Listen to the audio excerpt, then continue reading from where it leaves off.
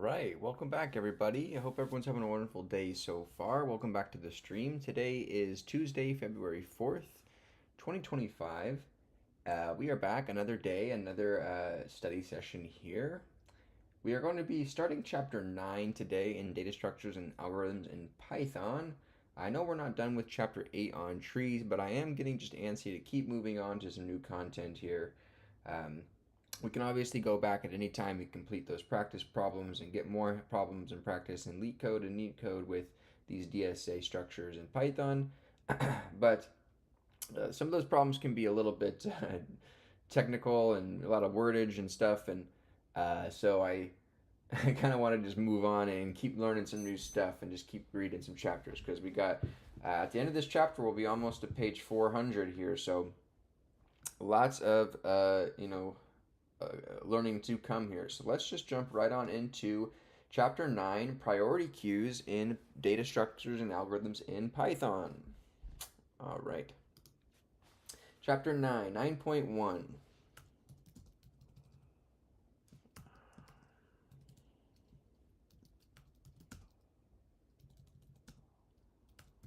9.1.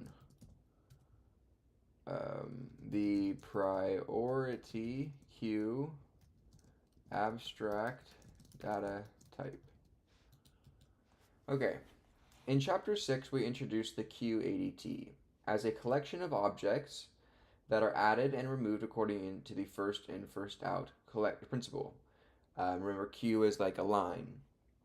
A company's customer call center embodies such a model in which waiting customers are told calls will be answered in the order that they are received. In that setting, a new call is added to the back of the queue, and each time a customer service representative becomes available, he or she is connected with the call that is removed from the front of the call queue. In practice, there are many applications in which a queue-like structure is used to manage objects that must be processed in some way, but for which the first in, first out policy does not suffice. Consider, for example, an air traffic control center that has to decide which flight to clear for landing from among many approaching the airport. This choice may be influenced by factors such as each plane's distance from the runway, time spent waiting in a holding pattern, or amount of remaining fuel. It is unlikely that the landing decisions are based purely on a first in, first out policy. There are other situations in which a first come, first served policy might seem reasonable, yet for which other priorities come into play. To use another airline analogy, suppose a certain flight is fully booked an hour prior to departure. Because of the possibility of cancellations, the airline maintains a queue of standby passengers hoping to get a seat. Although the priority of the standby passenger is influenced by the check-in time of that passenger, other considerations include fare paid and the frequent flyer status. So it may be that an available seat is given to a passenger who has arrived later than another if a passenger is assigned a better priority than the airline agent. In this chapter, we introduce a new abstract data type known as a priority queue. Okay, here we go. Here we go, everybody. Buckle up. Okay, priority queue. This is a collection of prioritized elements that allows arbitrary element insertion and allows the removal of the element that has first priority. When an element is added to a priority queue, the user designates its priority providing an associated key. The element with the minimum key will be the next to be removed from the queue. With the minimum key. Thus, an element with key 1 will be given priority of an element with key 2. Okay, a priority key. Although it is quite common for priorities to be expressed numerically, any Python object may be used as a key as long as the object type supports a consistent meaning for the test A is less than B for any instance A and B so as to define a natural order of the keys. With such generality, applications may develop their own notion of priority for each element. For example, different financial analysts may assign different ratings or priorities to a particular asset, such as a share of a stock. Here we go. Okay, so give me a bare bones def for a priority queue. A priority queue is a data structure where each element has a priority, and elements with higher priority are served before elements with lower priority. If two elements have the same priority, they're typically dequeued in the order they were added, like a queue. Okay, a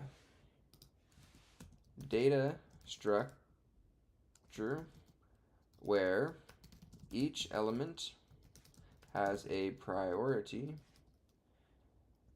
and elements with higher priority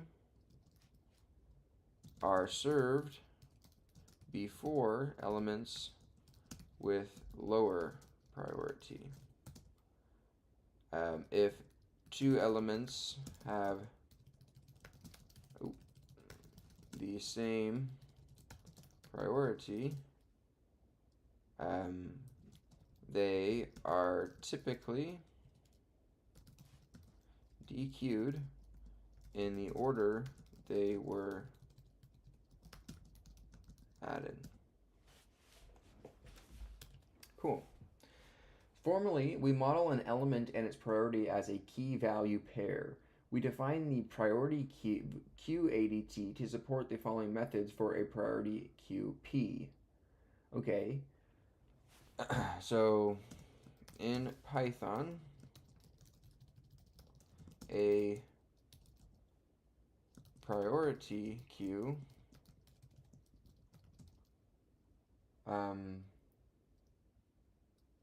ADT supports the following methods. Number one, p.add k and v, right? This will insert an item with key k and value v into priority queue p.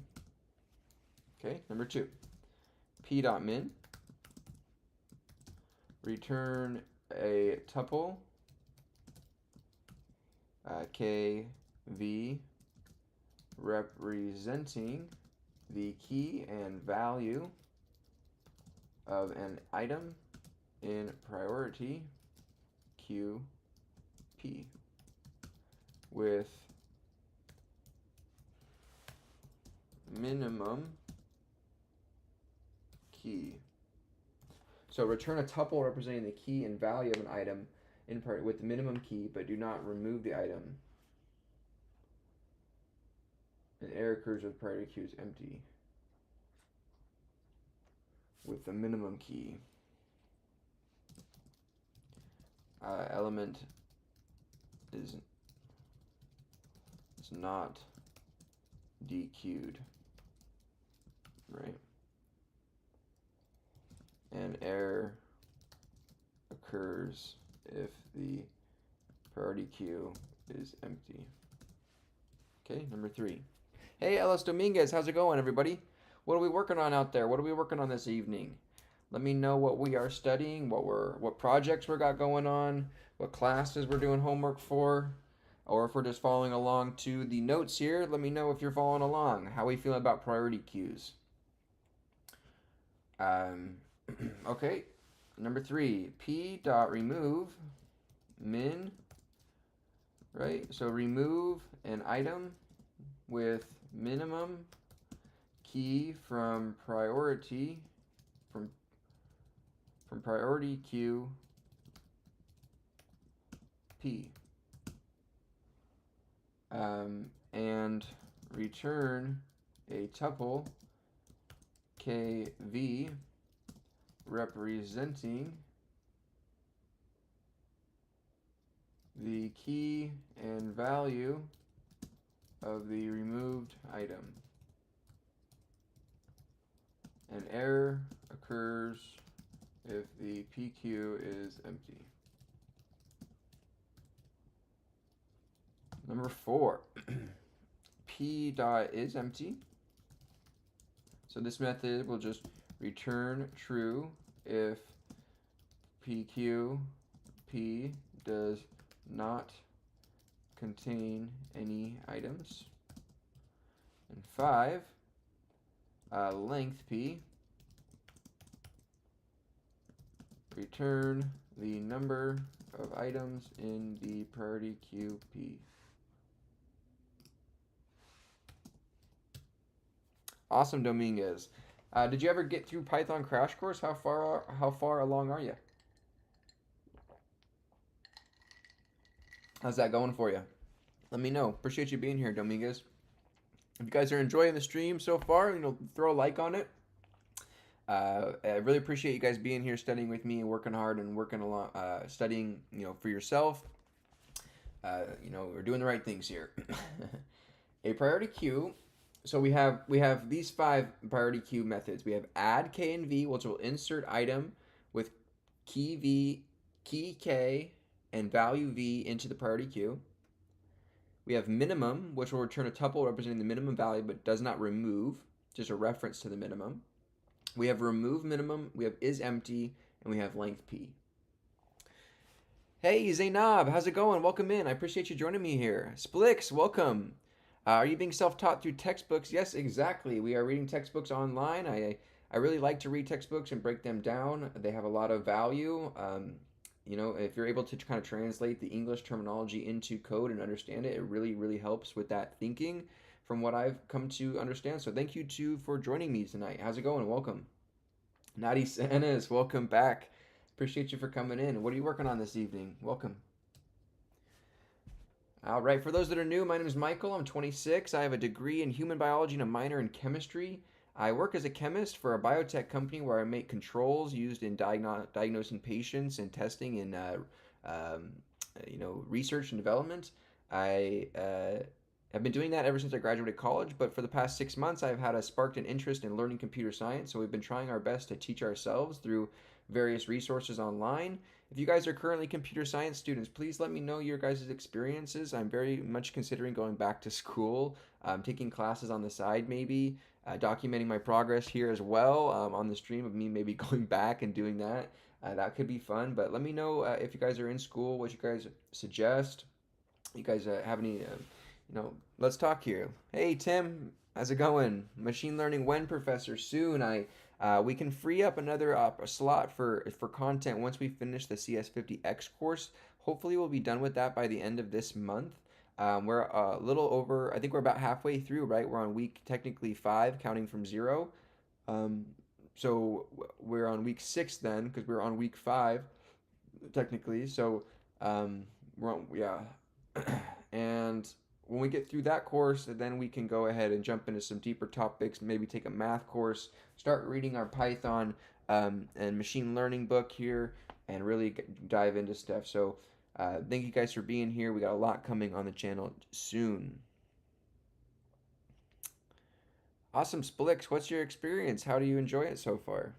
What kind of classes do you like? Okay, so a priority queue may have multiple entries with equivalent keys, in which case methods min and remove min may report an arbitrary choice of an item having minimum key. Values may be a type of an object, any type of object. In our initial model for a priority queue, we assume that an element's key maintains fixed once it has been added to a priority queue. We consider an extension that allows users to update an element's key within the priority queue. The following table shows a series of operations and their effects on an initially empty queue, priority queue P. The priority queue column is somewhat deceiving since it shows the entries as tuples and sorted by key. Such as internal representation is not required of a priority queue. So we have add value, a key of 5 value A, so that adds to the priority queue. We add a priority 9 with a value of C. That adds it behind, right? Okay. We add in a key of 3 priority and a value of B, so that gets inserted into the front ahead of the 5. We add 7, priority 7, D, that gets inserted in between the 5 and the 9. We pull a min, this references the minimum object but doesn't remove it. We remove min, which actually removes that object or that tuple. We call remove min again to pull out the 5. We call the length of it to say that there's 2 objects here. We call remove min again, remove min again, is empty becomes true, remove min gives us error because it's already empty. Awesome. So far, priority queue seems pretty interesting. A priority queue may have multiple elements with equivalent keys in which may refer arbitrary choice.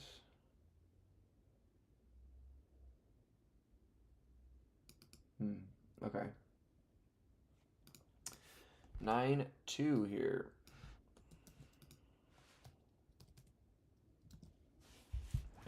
Implementing a priority queue.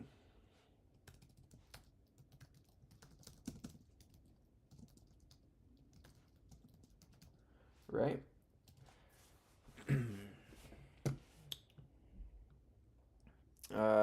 Splix, it's mostly just information I knew beforehand. I'm excited to take OOP and C++ and data structures in C.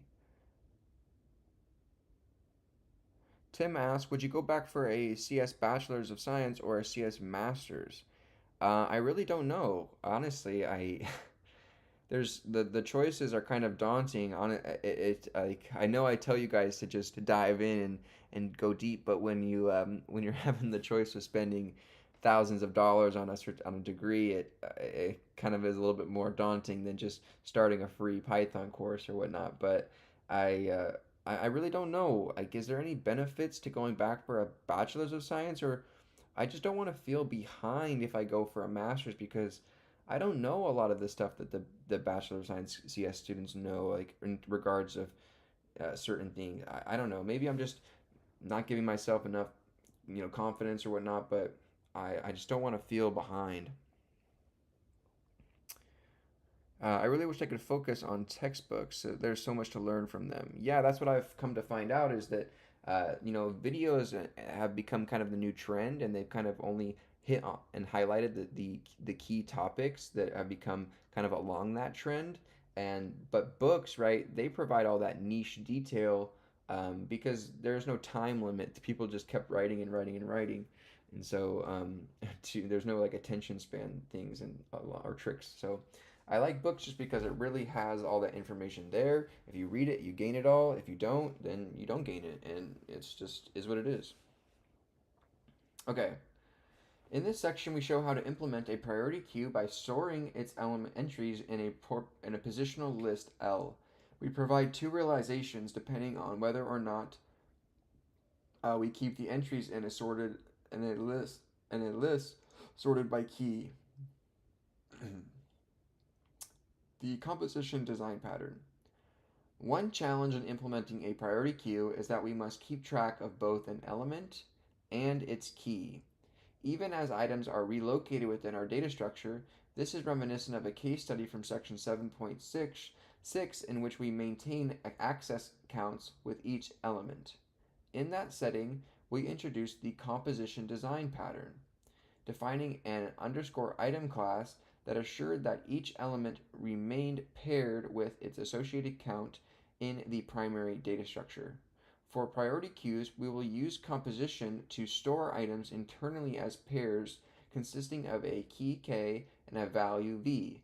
The implementation to implement this concept for all priority queue implementations, we provide a priority queue base class. Use code C code fragment 9.1 that includes a definition for a nested class named underscore item. We define a syntax a is greater less than b for the item instances a and b to be based upon the keys.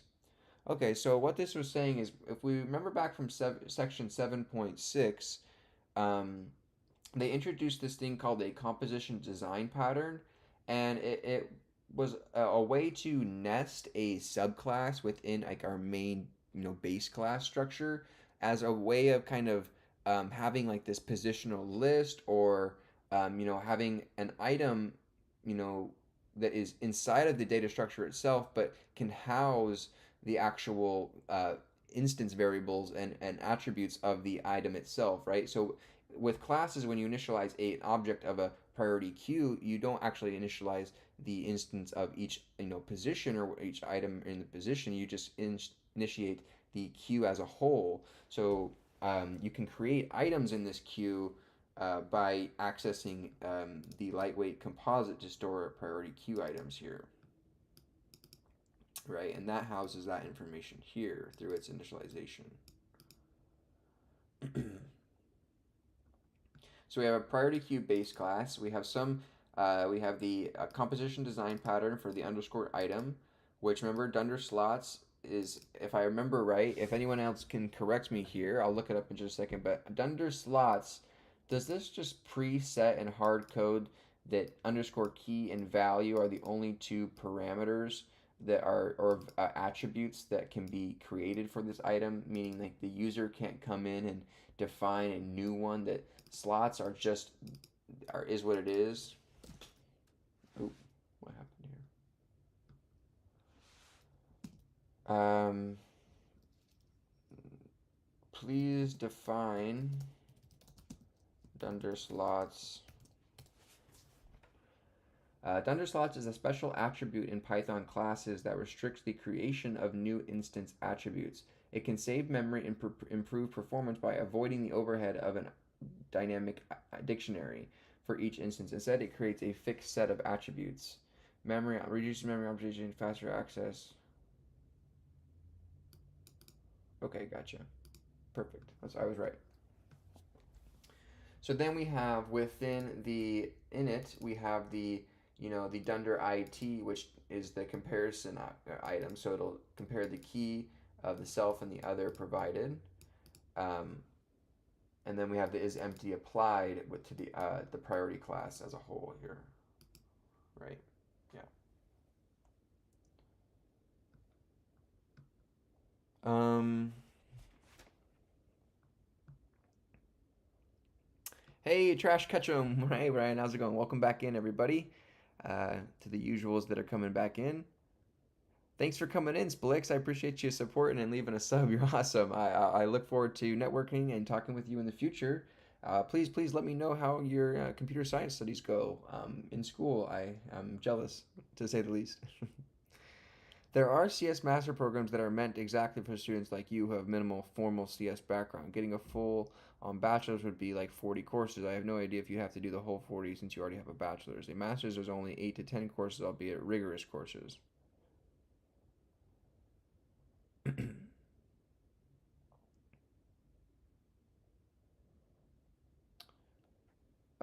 Okay. Yeah, so I emailed my advisor from back at my alma mater, uh, and they just said that if I went back there, and because I already have a degree from there in a bachelor's degree, all I would have to take would be the core classes to computer science. So it'd only be about a 2 year program. Now, maybe I should just do the online masters and just really grind it out and try it and learn and see what happens. But I just really don't want to like struggle. I mean, I struggle enough learning this stuff on my own that I don't want to have like deadlines to make it not fun anymore, right? When you start having deadlines, yeah, I've always been considering going back in school and just actually getting a formal degree, and maybe all this prep work we're doing now would be beneficial and really help us to be successful in that. Or I just am unsure of the avenue. My work does offer some tuition reimbursement, albeit not a lot, but I don't know. It's definitely a possibility if I wanted it enough. Okay, so this is 9.2 rather.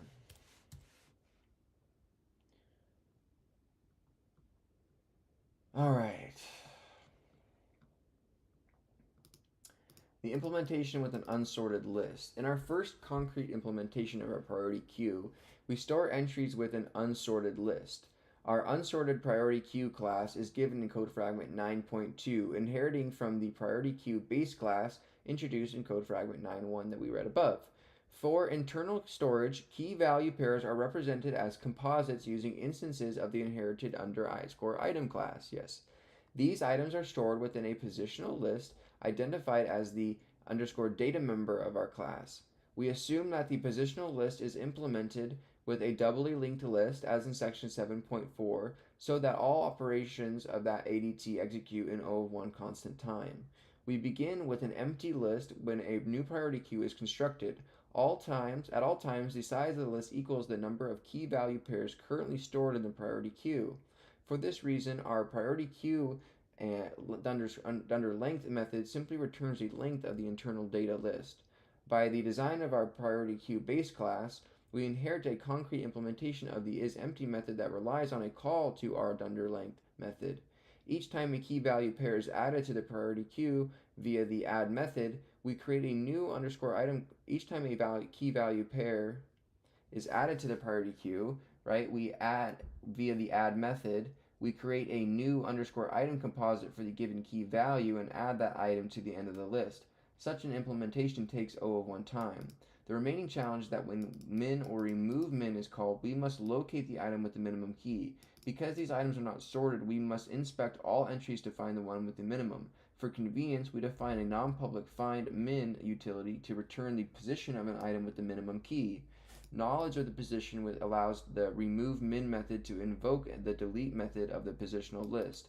The min method simply uses the position to retrieve the item. Hold on.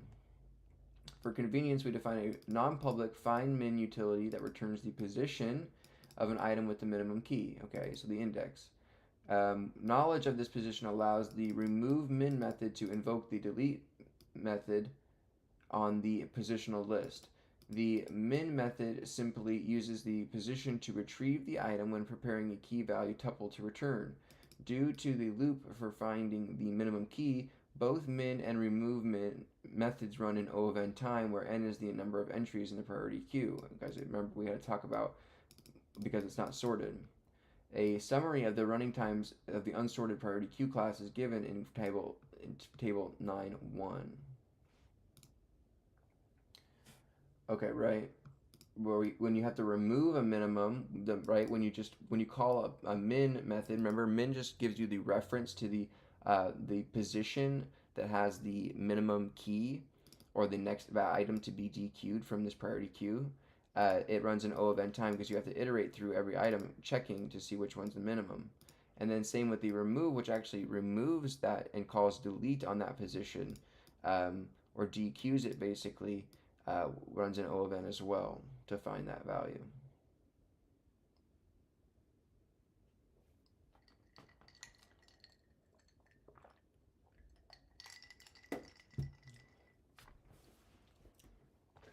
Worst case running times of the methods of a priority queue of size. Okay, so let me type here priority queue base class. And then we'll do another one here for priority queue priority unsorted queue.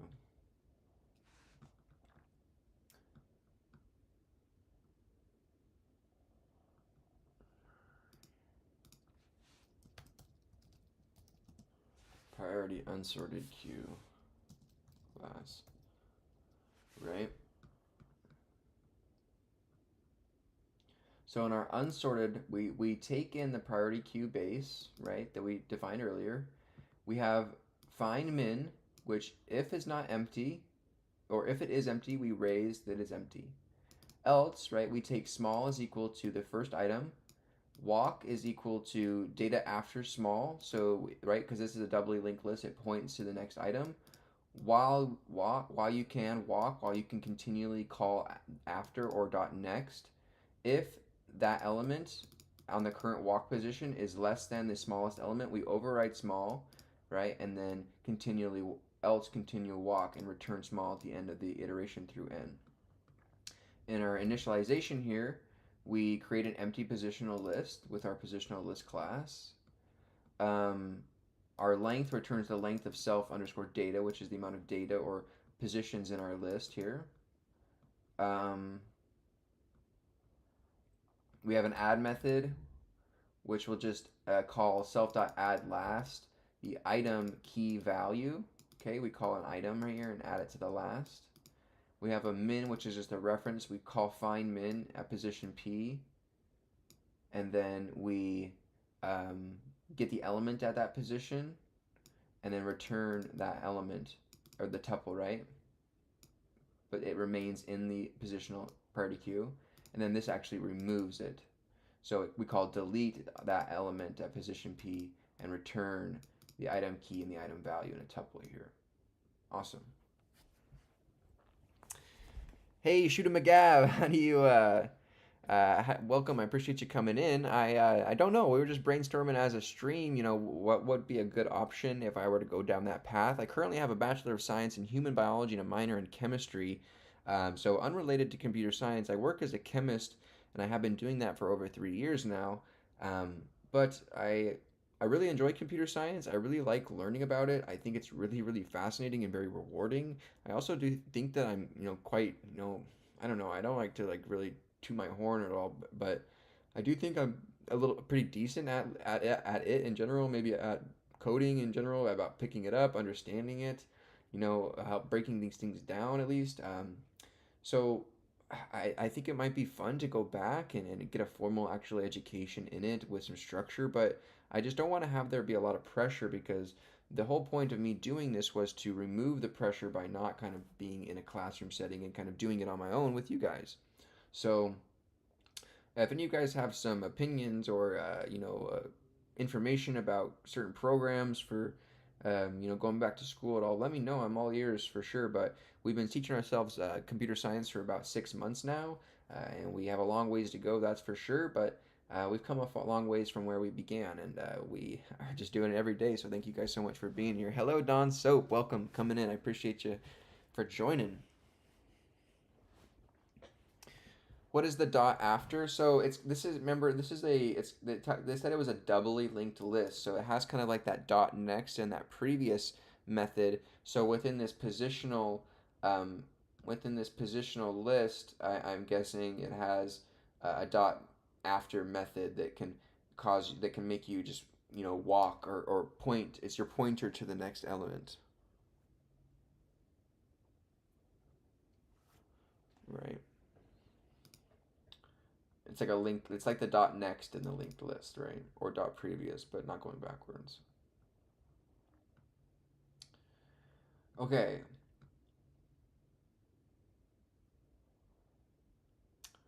Implementation with a sorted list. An alternative implementation of a priority queue uses a positional list, yet maintaining entries sorted by non-decreasing keys. This ensures that the first element of the list in the entry is with the smallest key. Our sorted priority queue class is given in code fragment 9.3. The implementation of the min and remove min are rather straightforward given knowledge that the first element of a list has a minimum key. We rely on the first method to position of the positional list to find the position of the first item, and the delete method to remove that entry from the list.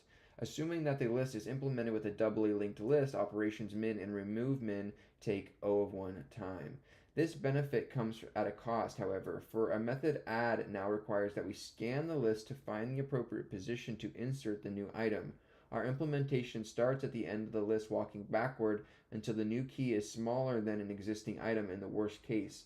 It progresses until it reaches the front of the list, therefore the add method takes, in the worst case, O of n time, where n is the total number of entries, right? So if in the worst case, if you're adding an item to an already long queue and you're adding a new item that happens to be the highest priority, it will have to search starting from the back, go all the way forward and insert at the beginning, checking a comparison at each value of n. So, in summary, when we use a sorted list to implement a priority queue, insertion runs in linear time, whereas finding and removing elements can be done in constant time. Comparing the two list-based implementations. Table 9.2 compares the running times for the methods of a priority queue realized by means of a sorted and unsorted list, respectively. We see an interesting trade-off when we use a list to implement the priority queue ADT. An unsorted list supports fast insertions but slow queries and deletions, whereas a sorted list allows fast queries and deletions but slow insertions, right? So they kind of inverse each other almost. I mean, the sorted list has more constant operations compared to the unsorted list, so I guess it is better. Worst case run times for the methods of a priority queue of size n realized by means of an unsorted or sorted list respectively. We assume that the list is implemented by a doubly linked list. The space requirement is O of n. So this is the sorted priority queue now, where on initialization we have self.data is equal to a positional list, an empty positional list. The length is the length of the self.data in the positional list. Our add method, which adds some key, which happens to be the priority, and the value, which could be a pointer to any element in memory, or some even an integer or any type of structure almost. So newest would be equal to the self dot item value key. Okay, so you're going to take the value and key, create an item of it on self, and then that equals to newest for that object. We're going to walk down, walk backwards looking for smaller items. So data.last while walk is not none and newest is less than walk.element.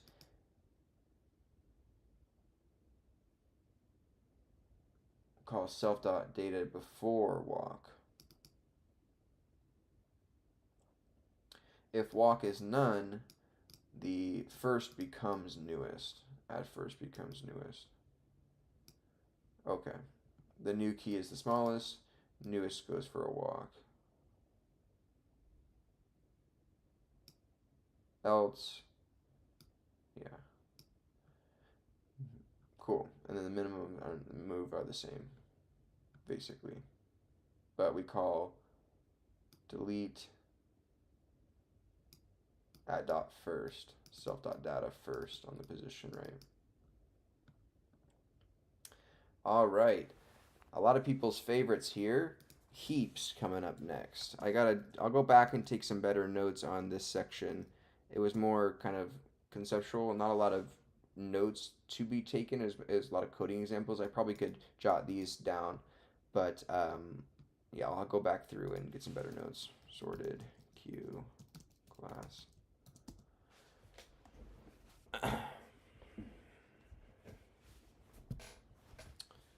All right.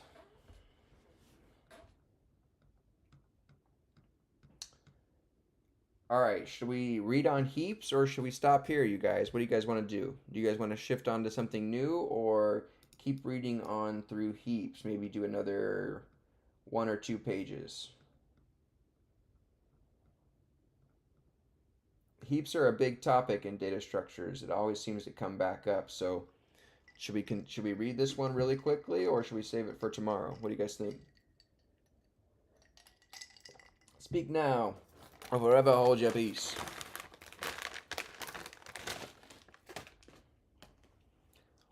Heapies.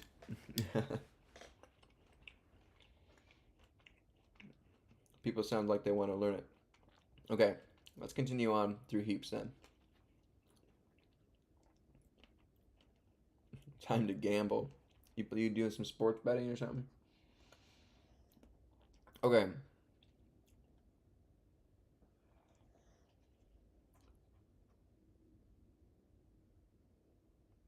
More nerd clusters, yeah. I still have this whole bag. No, there's only a couple left though. I've got another bag though of the blue ones. Okay. Thanks for coming in, Don. So appreciate you for joining me here. Thanks for supporting me and following along. I appreciate you. What is your background, Don? So are you learning programming too? What brings you in? The gummy clusters, they really get me like a lot of saliva. Like, ah. I had to can't talk for a while after them.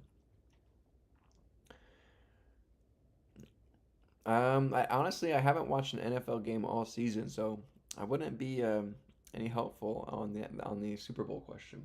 Okay, I'll go back and take some better notes on those offline. But let's move on here and just read a couple of pages on heaps. We're really moving through this chapter. I really like priority queues. It's very straightforward using positional lists. Creating items using a subclass. When you add it, you create a reference of that subclass, that item, and then add it into the list at the end. You know, with if it's sorted versus unsorted, that's pretty self-explanatory. So it's so far so good here. Don Soap, awesome. Well, you'll have to give me some advice. What do you like about it? What do you enjoy? You're on your fourth year, so you're a senior then. I will love to pick your brain about your experiences there. Awesome, Don. I appreciate you for stopping in. Yeah, I've been teaching myself here for about 6 months, just trying my best as my best to just uh, learn topics and I don't really have any um, goals here at the end of this. It's really just to learn as much as I can and create cool things, at least what I think is cool, and try our best. So kind of remove the pressure and the competitiveness off of programming that's kind of been put on it in recent days. It seems like it's very competitive. I made this. What did you make? It's more about, well, let's make something together and just share and just have fun, right? It's just I think the monetary and the money has gotten in the way of what's important here. Okay, the two strategies for implementing a priority queue ADT in the previous lesson demonstrate. Hold on, 9.3 heaps. The two strategies for implementing a priority queue ADT in the previous section demonstrate an interesting trade-off. When using an unsorted list to store entries, we can perform insertions in O of 1 time, but finding or removing an element with a minimum key requires O of n time loop through the entire collection. Okay, I see where this is going. I see where this is going. This is going to say use heaps. Oh no, heap. Never mind. Not hash. Never mind. Hold on. I thought that was hash. This is different. This is heap. Okay, let's wait. Never mind. I'm wrong. Okay. Um, we can perform insertions in O of 1 time, but finding or removing an element with a minimum key requires an O of n time loop through the entire collection. In contrast, if using a sorted list with a priority queue, we can simply find or remove an element in O of 1 time because, in a sorted list, we can just call to the first one and remove. Um, but adding a new element to the queue may require O of n time to restore the sorted order. In this section, we provide a more efficient realization of a priority queue using the data structure called a binary heap. This data structure allows us to perform both insertions and removals in logarithmic time, which is a sufficient improvement over the list-based implementations discussed in section 9.2. The fundamental way the heap achieves this improvement is to use the structure of a binary tree to find and compromise between elements being entirely sorted and perfectly sorted. What?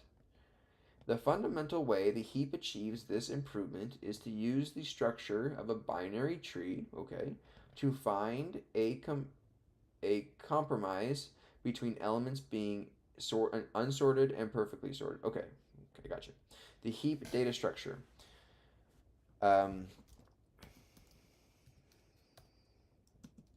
Heap data structure.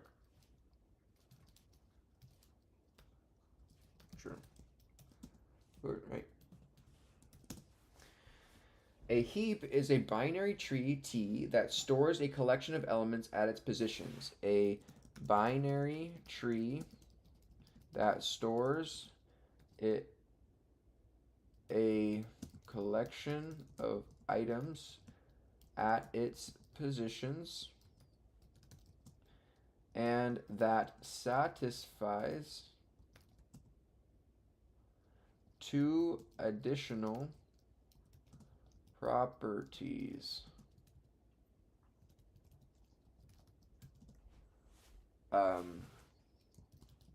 One, a relational property defined in terms of the way keys are sorted in T, and two, a structure property defined in terms of the shape of T itself. The relational property is the following. So we'll go here like this, go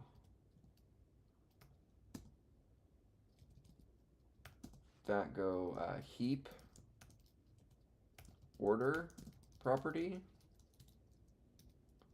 Okay. In a heap T, okay, so what is a binary tree that stores a collection of items at its positions and satisfies two additional properties? A relational property defined in terms of the way keys are stored, and a structural property defined in terms of the shape of the tree. Hey, Dat Kid Dude, welcome. I appreciate you for joining me here.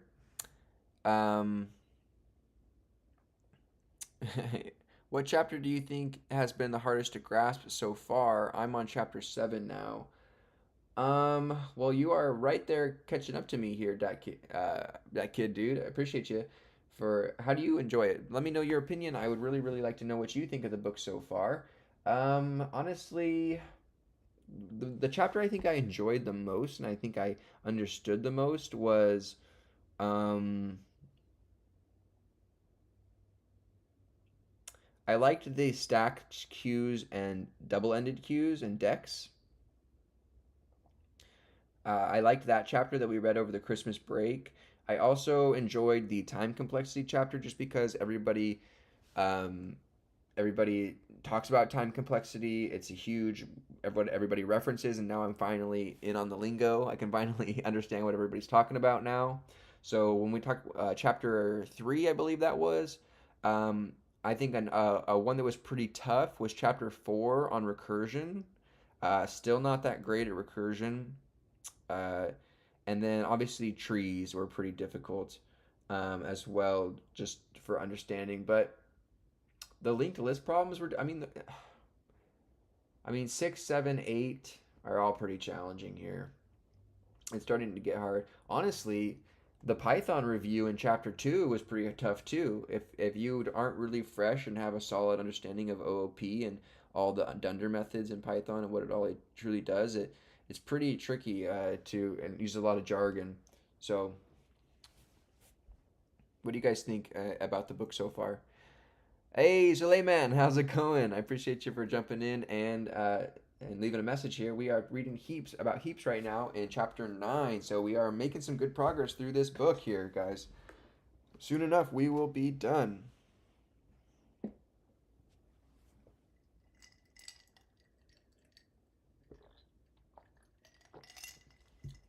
Okay. That kid, dude, have you been doing any of the practice problems at the end of the chapters?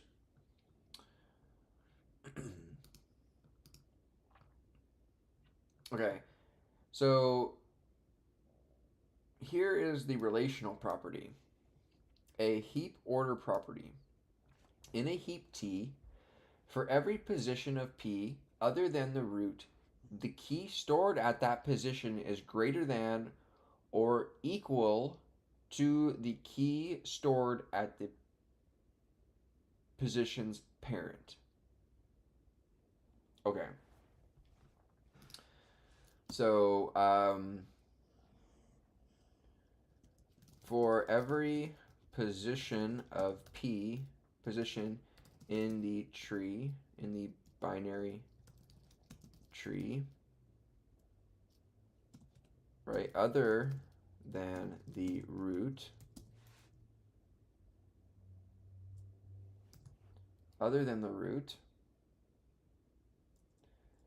the key stored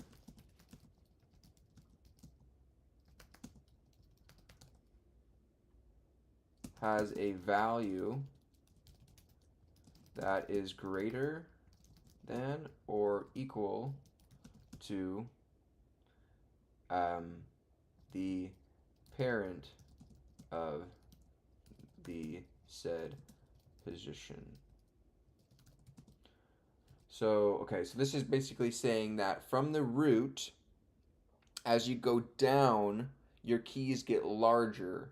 So your root would be your smallest key value or your highest priority to remove.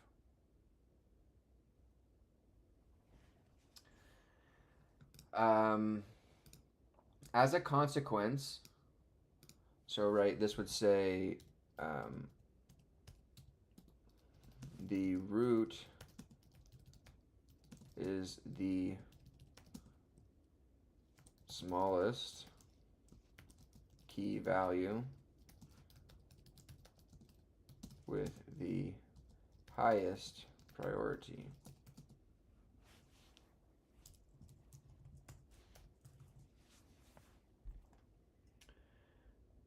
Okay, cool. As a consequence of the heap order property, the keys encountered on a path from the root to a leaf of T are in. Okay, whoa. As a consequence of the heap order property, the keys encountered on a path from the root to a leaf of the tree are in non-decreasing order. Exactly. They are in increasing order, whereas the root is the smallest key, and as you go down to further and further positions, eventually reaching the leaves in the tree, um, you have larger keys or less priority. Um, Also, a minimum key is always stored at the root. This makes it easy to locate such an item when min or remove min is called, as it is informally said to be at the top of the heap. Hence the name of the top of the heap, hence the name heap for the data structure. So my question is then is if we remove or call remove min on a heap that removes the root position of this binary tree, we now have an uneven binary tree or a um, improper binary tree where the root is missing, and so now we're left with two subtrees, right? How do we join these subtrees together where be the next element, the smallest one, is like the left child, right? So you have the root, a left child, and a right child, where the left child would be the second highest key value, or the second lowest, I'm sorry. The second lowest key value, or the second highest priority. If the root is removed, what happens? Whoa, like weird hand movements going on here. Chill. What happens to the the left child and the right child? How do we get that left child to become our new root and then basically sort from all the way down?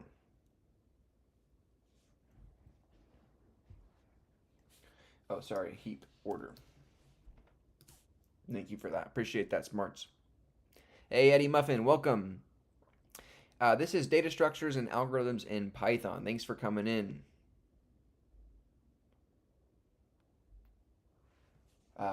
If you guys are new here, my name is Michael. I have a degree in human biology and a minor in chemistry. I work as a professional chemist for a biotech company.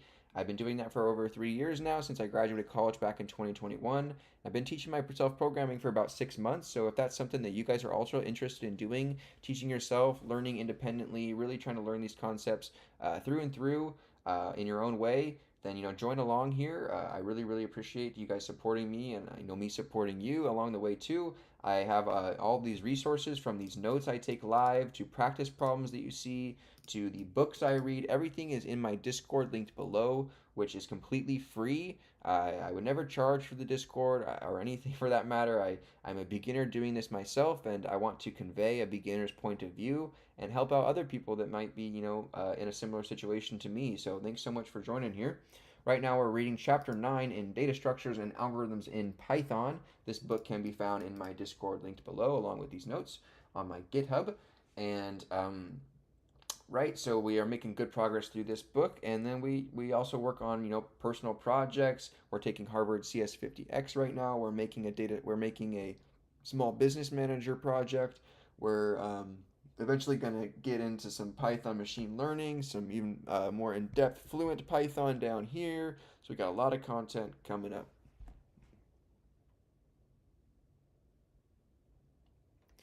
My memory says every time you pop the root, the entire tree restructured with some heap methods. Okay. Um, Got some chats here. Hold on. Sorry, guys.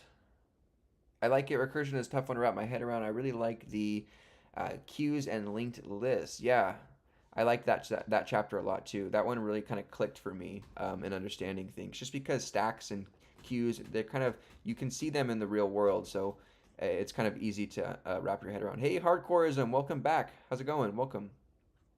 So, Layman, awesome to see you. Been MIA for a while, but freezing time to watch your streams. Awesome. I appreciate you for jumping in and saying hello. What kind of projects are you working on? You studying anything recently and working on anything? Hey, Serpent, welcome back. Salakin just DM me. Started working on the game. Nice, dude. Awesome. That sounds sweet. Oh, yeah, I'll do all the exercises until it hits the creativity questions. Yeah, I just do the reinforcement ones too, right? Did you do all the chapter 7 ones? I haven't finished all the chapter 7 reinforcement problems yet. Um, yeah, I just do all the reinforcement ones too for the most part, except I haven't finished the chapter 8 ones either. I want to continue reading. um, okay.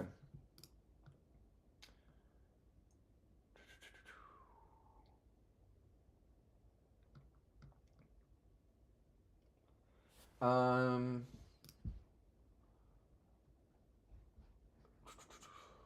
okay, here we go. At the top of the heap, hence the name heap. By the way, the heap data structure defined here has nothing to do with the memory heap used in the runtime environment supporting a programming language like Python. For the sake of efficiency, we will start to become clearer later that we want the heap T to have as smallest a height as possible, right? We don't want a super long height or like travel time to our furthest leaf. We enforce this requirement by insisting that the heap T satisfy an additional structure property that it property it must be what is we call what oh my gosh. We enforce this requirement by insisting that the heap T satisfy an additional structural property that must be what we term complete. Okay.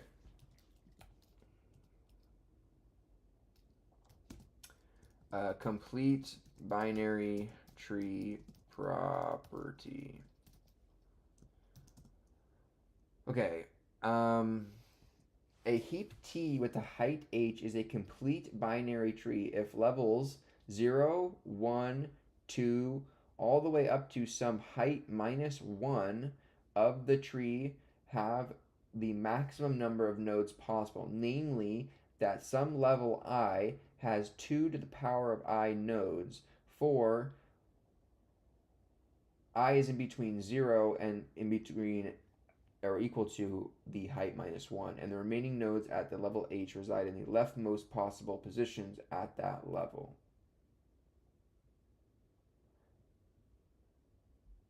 Okay, so it's just saying that if you have a binary tree, it is considered complete if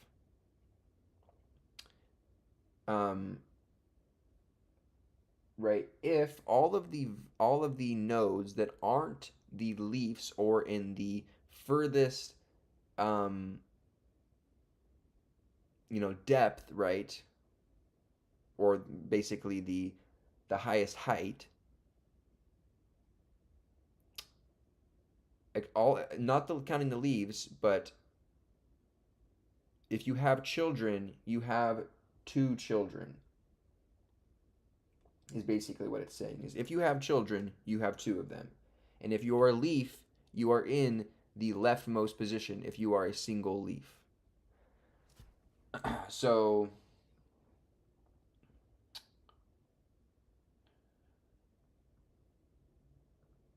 example of a heap storing 13 entries with integer keys. The last position is storing entry 13W. The tree in figure 9.1 here is complete because levels 0, 1, and 2 are full, and the 6 nodes in level 3 are the 6 leftmost possible positions at that level. In formalizing what we mean by the leftmost possible positions, we refer to the discussion of level numbering. in the context of the array-based representation of a binary tree. Okay, so it's not its leftmost child, but it means that it's filled, starting from the left, you know, not leaf position, but left last parent position, or h minus one position. So you would just fill left first, left to right first, and then until you get to this place here. As you can see, stop here. If we were to add 14 x, no, that's x there, a, b, C, what the heck is this numbering? C? Okay.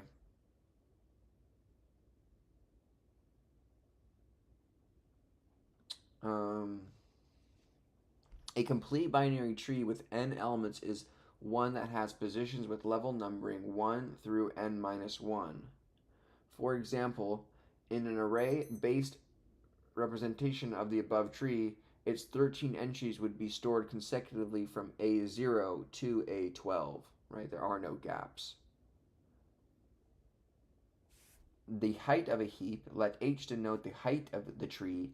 Insisting that the tree be complete also has an important consequence, as shown in Prop 9.2. A heap T storing n entries has height H equals to the floor of log n. From the fact that the tree is complete, we know that the number of nodes in level 0 through h minus 1 of T precisely 1 plus 2 plus 4 all the way to 2 to the power of h minus 1. Right? And that the number of nodes in H is at least 1 and at most 2 to the power of H. Therefore, n is greater than or equal to 2 to the power of H minus 1 plus 1, which is equal to 2H. And n is less than or equal to 2H, 2 to the power of H plus 1 minus 1. By taking the algorithm of both sides in the inequality, 2H is less than, to the power of H less than or equal to n, we see that the height H is less than or equal to log n. By rearranging terms and taking the logarithm of both sides of the inequality, n is less than or equal to 2 to the power of h plus 1 minus 1, we see that log of n plus 1 minus 1 is less than or equal to h. Since h is an integer, these two inequalities imply that h is equal to the floor of log n. Okay, that's just telling you about the height, basically. So let's just give the prompt here. Can you please explain the complete binary tree structural property of a heap? The complete binary tree structural property of a heap means that the heap is always represented as a complete binary tree. Here's what that means. Complete binary tree definition. A complete binary tree is a in which all levels except possibly the last level are completely filled with nodes. In the last level, all nodes are as far left as possible. Right, so all levels except possibly the last are completely filled with nodes. And then in the last level, or the height, or the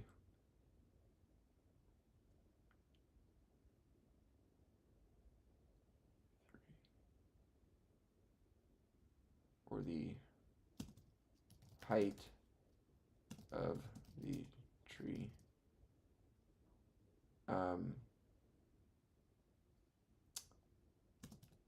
all nodes are as far left as possible. All right. Hey, Alex, appreciate you for coming in. He says, genuine question, has anyone seen a priority queue in a real job or even a linked list? Yeah, I guess it makes sense there, but it's very unlikely. It's not behind multiple levels of abstraction. It might be, but my point is that you'll never know because most of us will not work with these kinds of things. Yeah, it's all right. Gotta learn them nonetheless. It's all right. Okay, cool. So in a heap, this structure property ensures that the heap is always complete binary tree. The shape remains balanced and compact, which is crucial for efficient storage and operations like insertion and deletion. Oh, so regarding my question before, I bet what you do is you remove this value and you shift this value up, this value over. All values basically get shifted to the left one place. So 13 will become here, but you have a 12 here, so it's not in order. At least this bottom line is not in order. Because you have a 20 here and a 15.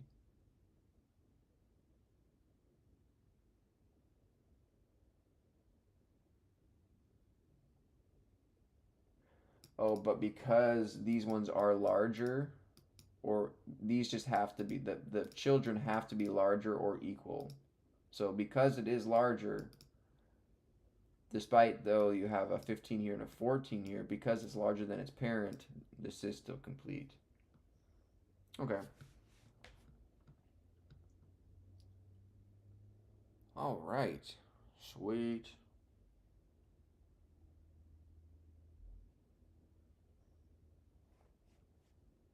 All right, that's a good place for us to stop on chapter 9 for today. So that brought us to page 372. I think we read almost 10 pages today. So good read session for today. Let's go ahead and shift our focus here. Should we do a LeetCode problem? What do you guys think? I know everybody's game for LeetCode.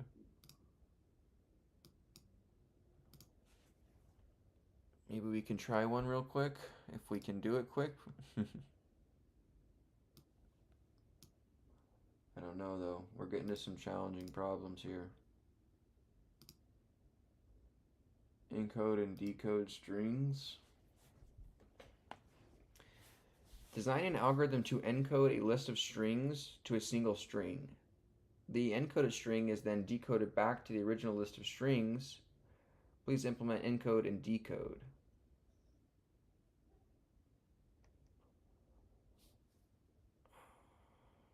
Yeah, hey Juan, welcome. Could I ask what it is that you're reading? This is the Data Structures and Algorithms in Python. I have this book, a copy of this book, and as well as all of my notes and information in my Discord linked below, and as well as a lot of other resources too. So feel free to join there. Okay, so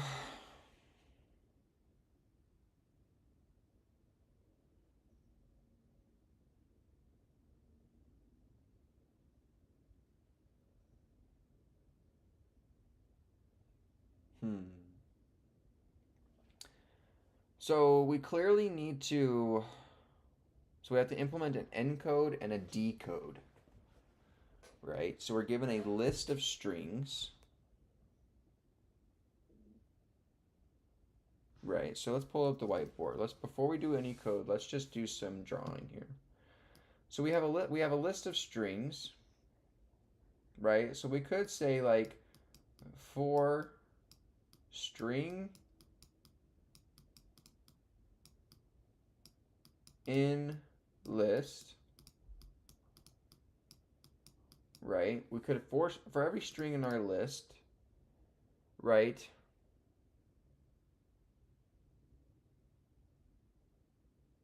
What is the time and space it wants? You should aim for an O of m time and O of 1 space for each encode and decode, where m is the sum of all the lengths of the strings.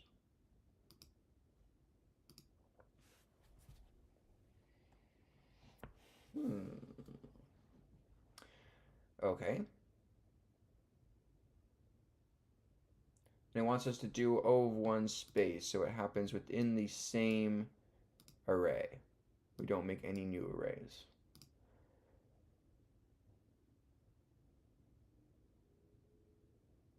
So we can for every string in the list, that'll first give us the string in the example Neet, right? String equals Neet, right? We need to take this string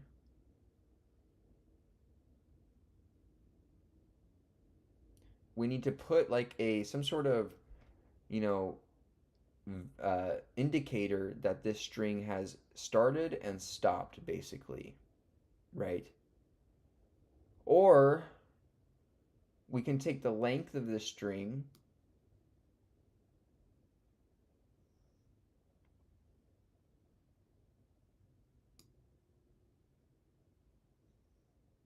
like, what if we go by length? So if we go by the first string here, we say, okay, we have Neet here. Neet has 4 letters.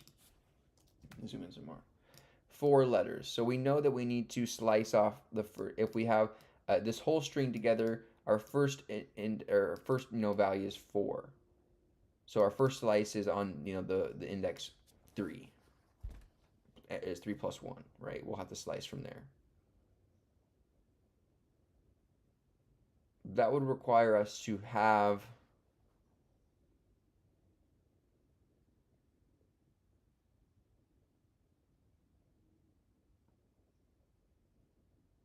another array basically to house that information.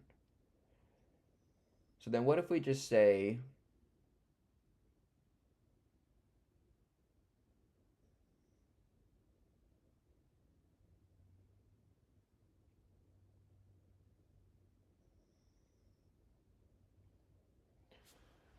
what if we go like this? So for encode, while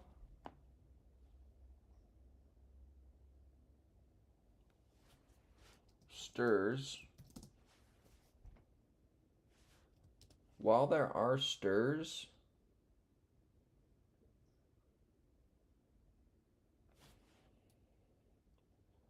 stirs dot pop, take off the value, pop the value off, so that'll pop off the quote YOU first. We need to concatenate to the end of this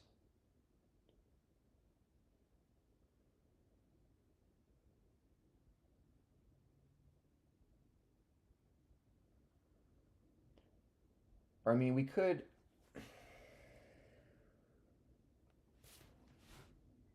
the thing is we have to join these strings together though.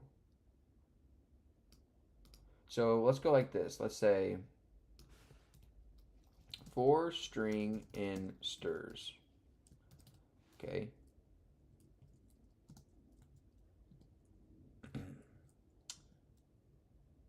We have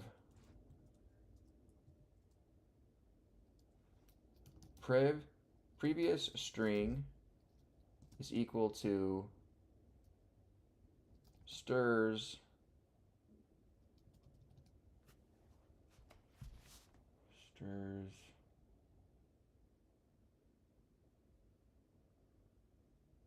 previous string.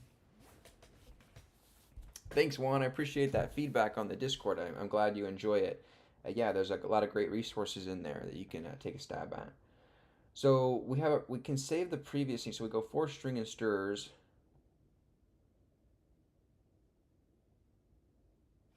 Is decoded. So design an algorithm to encode a list of strings to a single string. Does it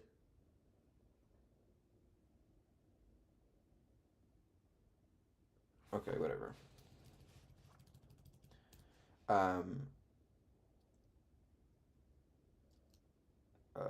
We'll say new string, I guess, is this out front with here. We'll go, we need like a delimiter or something, so new string plus equals quote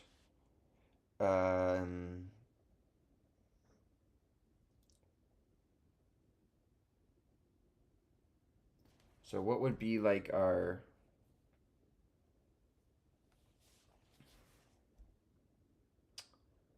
Hadge, bro, this keyboard? What do you mean, Don?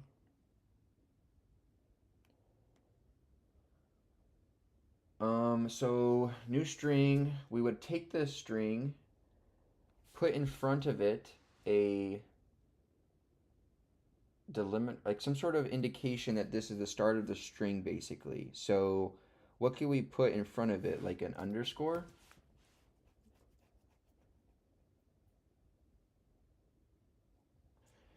Right? Um,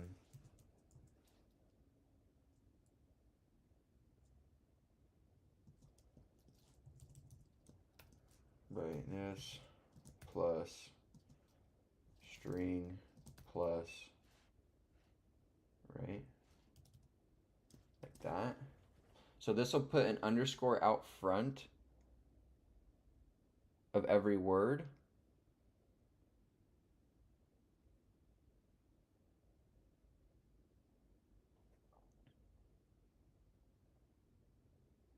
Remember CS50 said use something about using length of the string as a delimiter. Length of the string.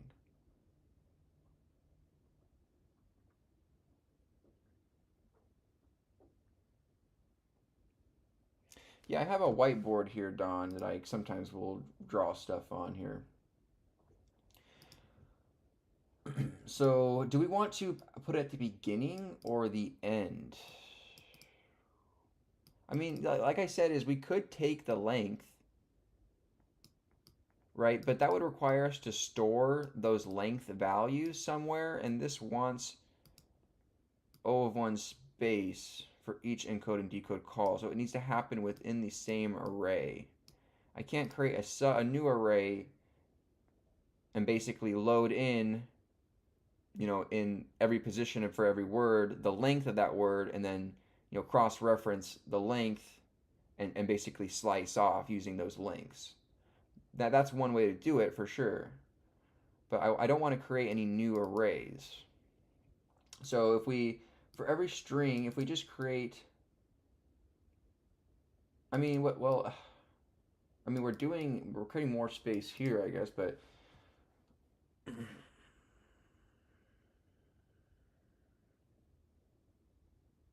yeah, exactly.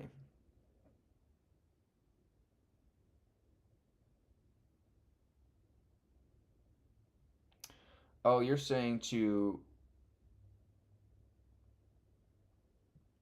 say the length of the string as the delimiter next to the value.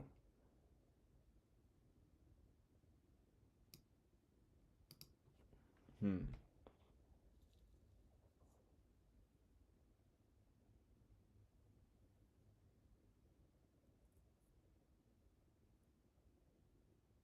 So you avoid mistaking string neat percent, which is length 5.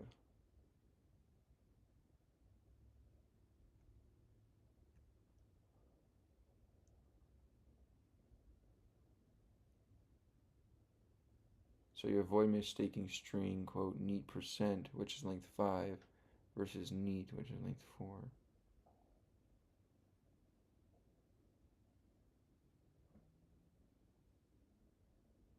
Why would you need the percent?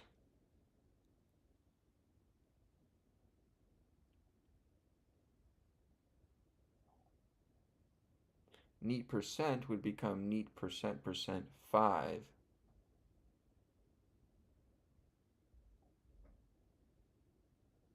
So you're saying just to take the length of the string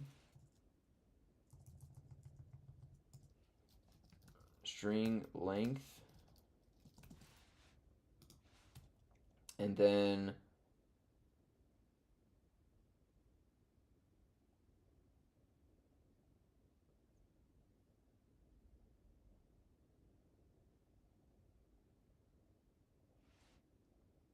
um, go new string plus equals to the string plus quote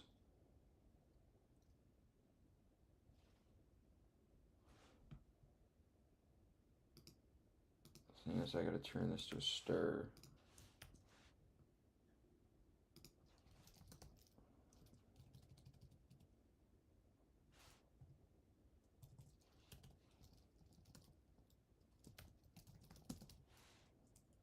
And then you say to put a percent sign in front.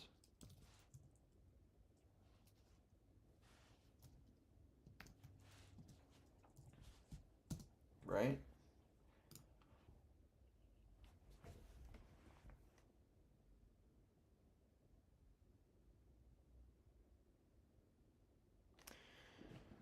Yeah, so neat %4 would result to the 4 being to the length of the word.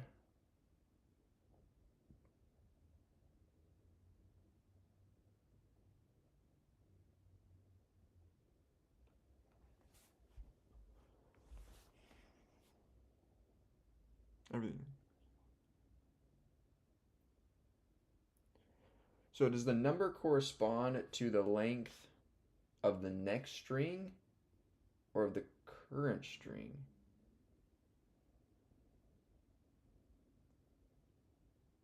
I mean, why would I even need to take the length here? Why can't I just travel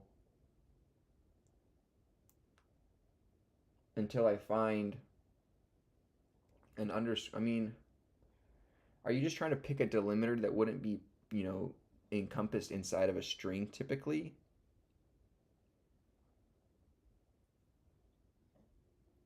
Current.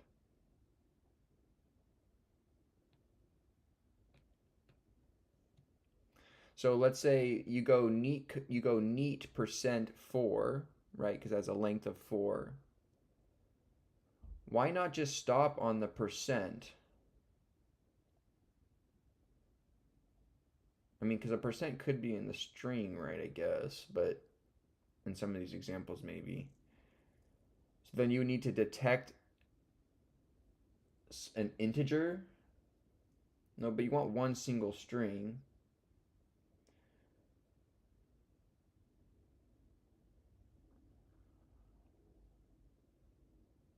You're using quote \0.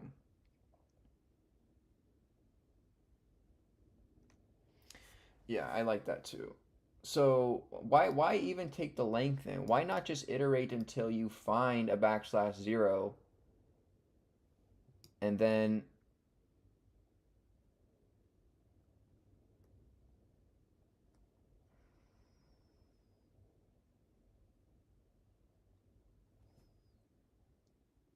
well, because when you decode, I guess if you go forward.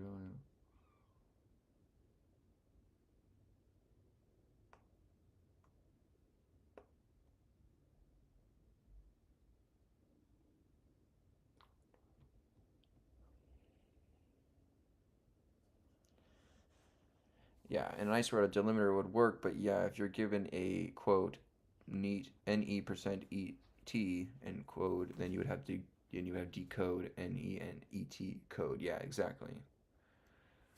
So then what happened? What is the whole point of the length though? Like why can I not just iterate in my decode until I find my delimiter and then just slice from then back?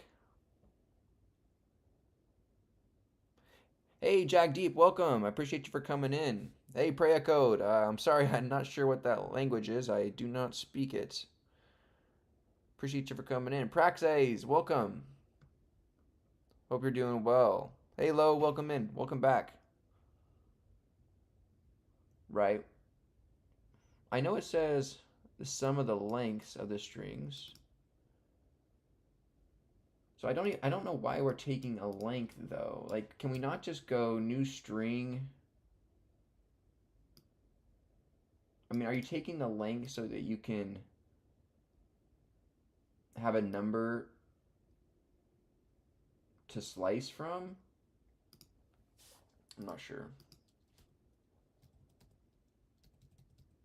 So we have strings new string plus equals the current string. Our delimiter, we'll use your \0 and then like this, right? Hello, welcome from Brazil. I appreciate you for joining in. That's awesome. Okay, so let me open up my Python here so we can get some practice on this. Let me save this guy.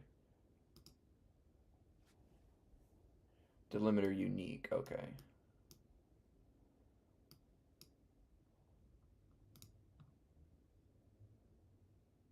Okay, let me go here, let me go here, move this out of the way.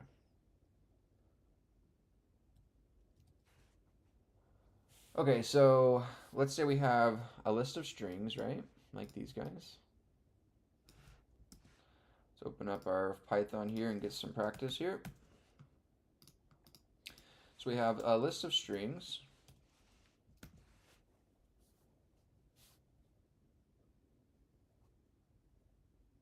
Doesn't that mean you go over letters of the string? That's why it's O of M. Yeah, I think it's just because you go over every letter of each string, where M is the length of each string. So it would be like O of N if you think of every letter as N in total, but it's M because M is a substring, I guess, right? Okay, so we have a list here called stirs. And we go for string in stirs. New string is equal to this. New string plus equals string plus quote backslash 0. Like that. And let's go print new string. Okay, now we get LeetCode love you here. Okay, so that didn't print that delimiter at the end there.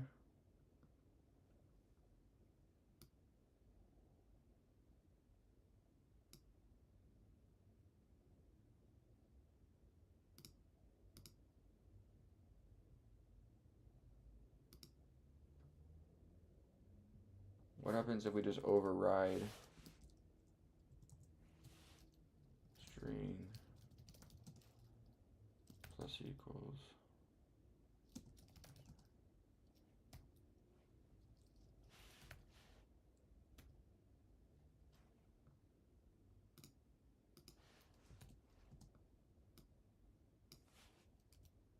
String equals string.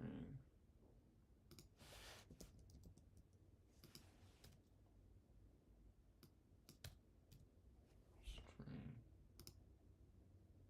That didn't work either. Why is it not adding the string on? What if I say LOL? That'll add the LOL. Okay, so it doesn't like backslash 0. If I put /0, it'll do that. Okay.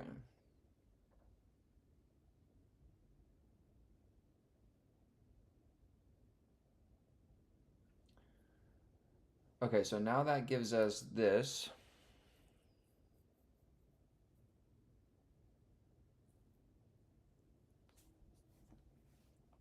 Okay. So now we have /0 being used as our delimiter here.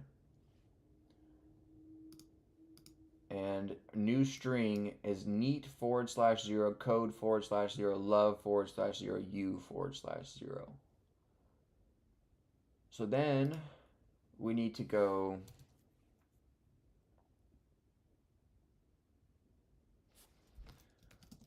for I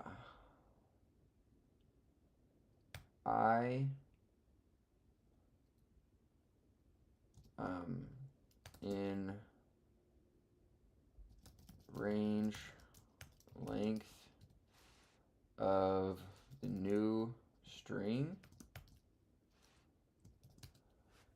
Okay, so we're going to access I.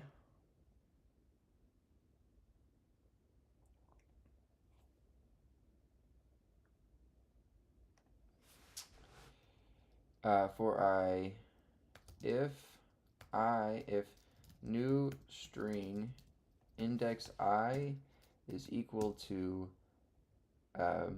quote backslash or forward slash, and if new string index I plus 1, right, is equal to quote 0,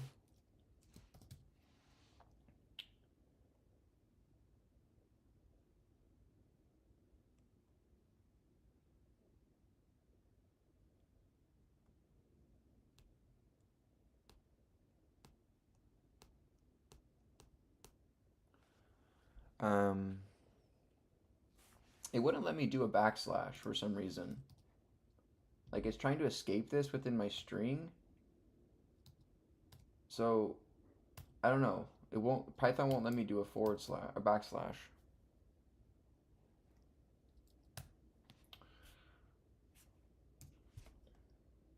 So if new string and new string plus 1 equals that, so that catches our delimiter. So we do need a count though.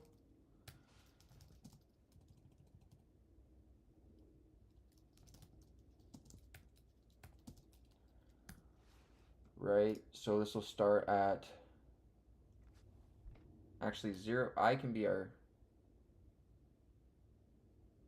I is 0, count starts at 0. So count equals 0, count plus 1 on each iteration. So we go in on I equals 0, we get a count for the first letter, right? So then if that happens, we want to go and we'll have a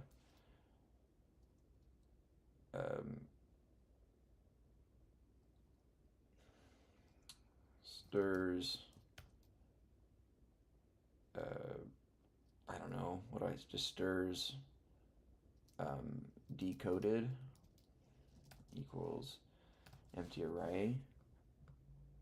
If new string index I is that and that,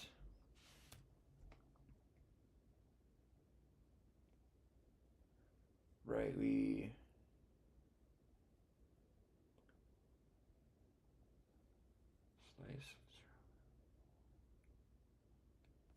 will take a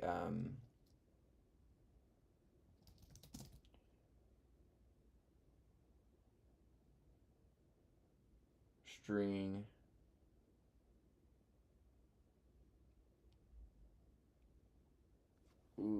the thing is though is we don't know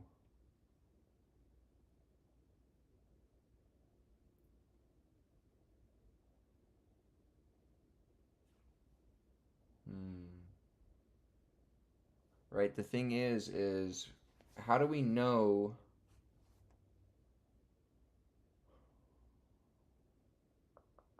so what if we led the word with it? If we lead the word,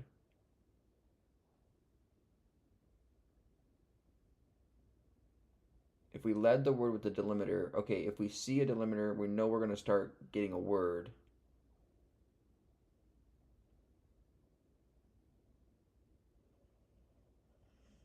So we could say like for I in the range length of the string while, and then while string index I does not eat an I plus n, right? So would we say while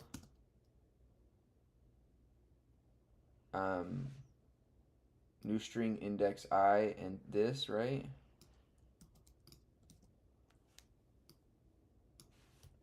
While does not equal this and this, we're going to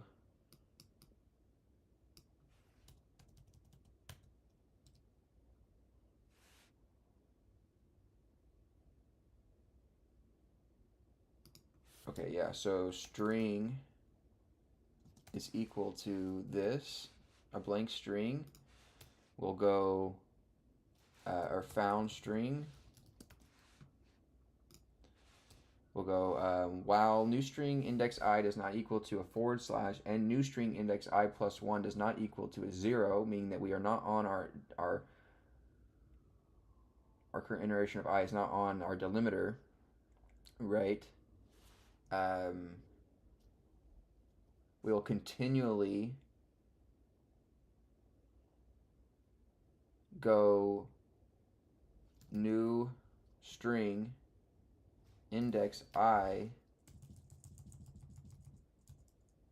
which is a char, found string plus equals new string index I. Once we get a new string at the end of this loop, this becomes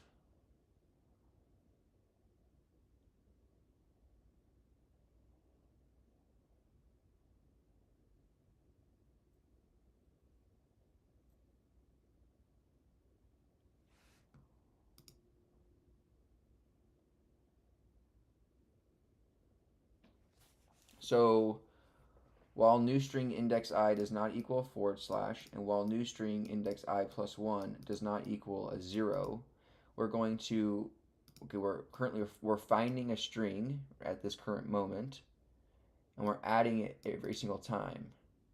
And so once this loop breaks, we need to append the found string to our decoded strings here. So stirs decoded dot append found string, like so. So then we don't even need a count, like that.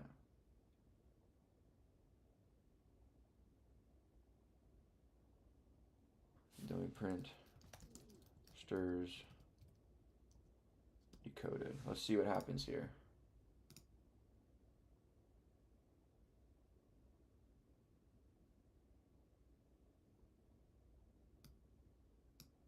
I don't think that worked. Let's not print new string here. Let's print stirs decoded. So we do get us an error here. We do need to have the keyboard interrupt.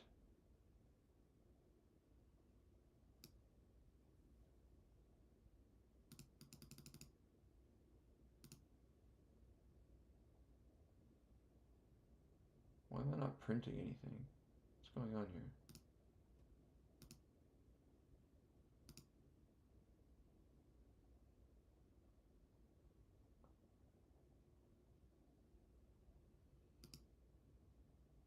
Oh, I'm stuck in a loop.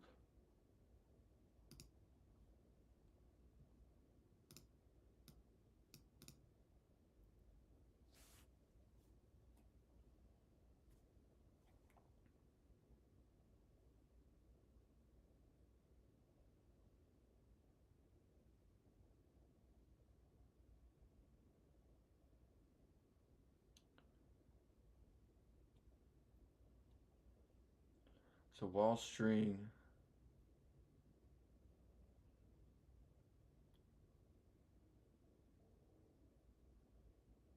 and so while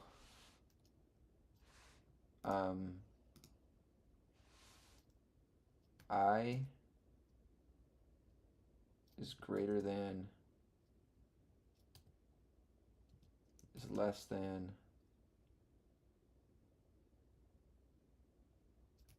the length new string and so the length of the new string is 5. I will go 0, 1, 2, 3, 4. New string minus 1. Like so. What's that? See, I'm stuck in a loop here. Right?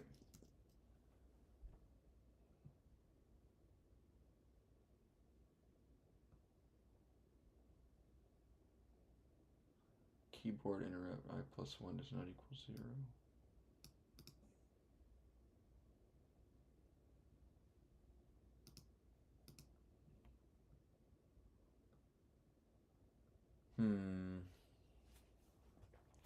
What if a string contained the /0? So can you just add a /0? No, you can't. So I can't just add, but in Python I can't, or backslash, sorry. Let's see. Can you just add? No, you can't. But you can make a string, right? But if I do this, if I print the new string,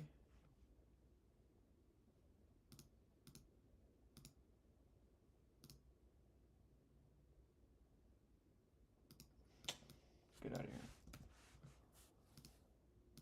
Right, we get the neat code I love you. It's not giving me the delimiter inside of it.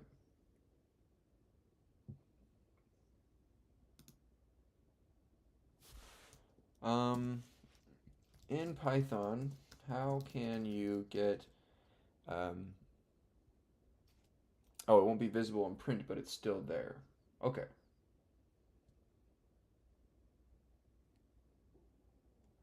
Okay, so if it's not visible, then it's still there. I didn't know that. Okay.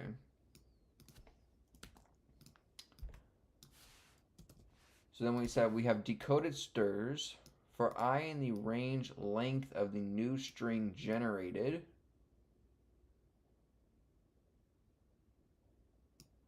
Found string equals this. While the I is less than the length of string minus 1, new string index I is not equal.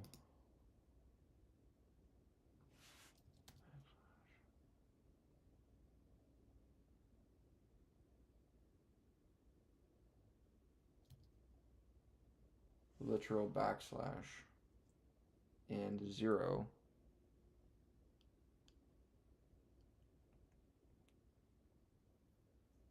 Yeah, you could, that's what I was thinking, right? Is if you, with the length, the original length at the beginning guys were suggesting, inside of the delimiter could tell you how much to slice off beforehand, right? But why am I getting an infinite loop here? LeetCode.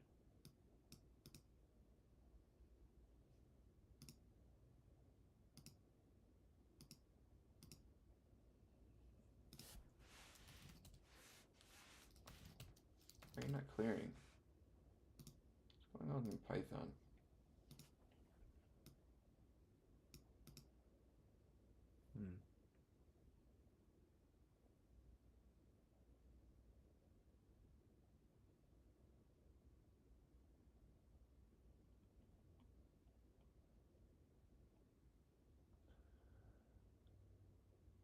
LeetCode, I love you.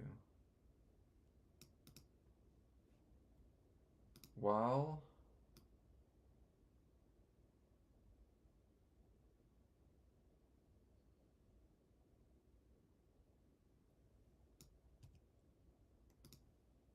backslash.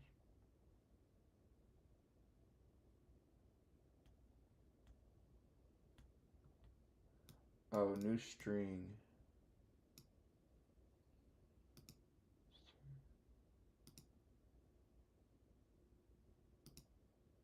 Keyboard interrupt. What does keyboard interrupt mean? New string I plus 1.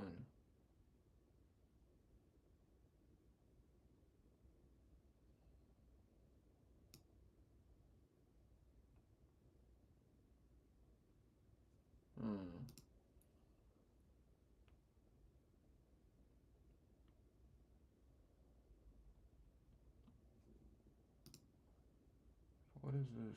Keyboard interrupt.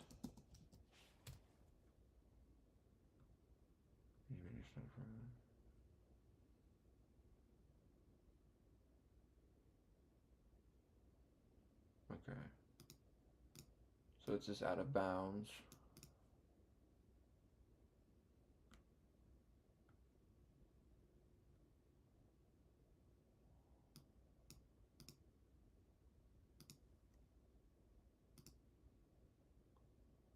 So he just said it was a backslash.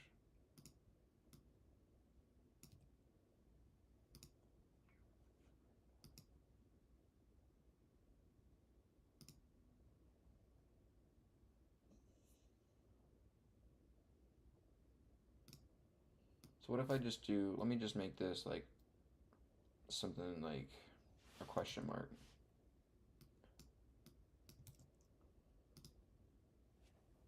LeetCode, I love you. While new streak index I does not equal question mark, found.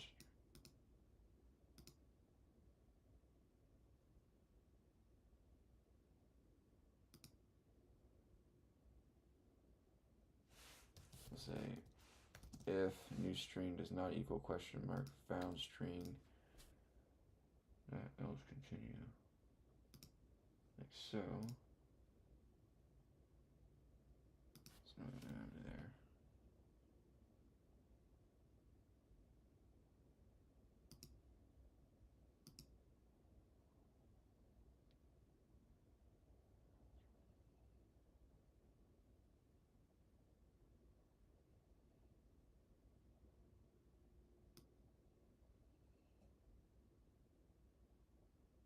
Okay, so we need to take this, bring this over here, here. There we go.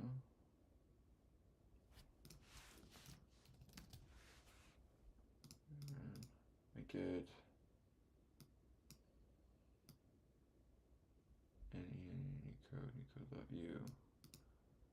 So it's going, if new string index I does not equal question mark, found string.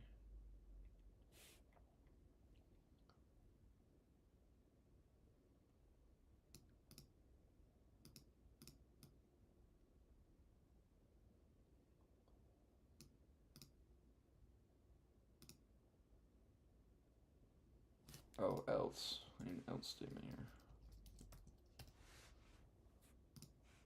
There we go. So that gives me neat code love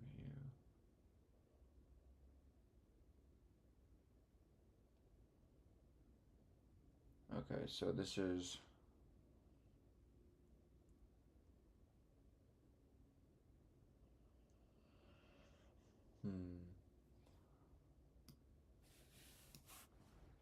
Hey Nugs, how's it going? Welcome.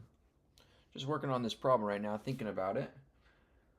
Making some progress here, little by little. Not in any rush.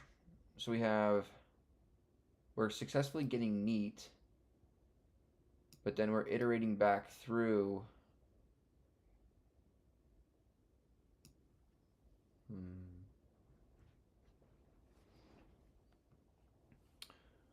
So found string, right, range length of new string if the new string is equal to question mark.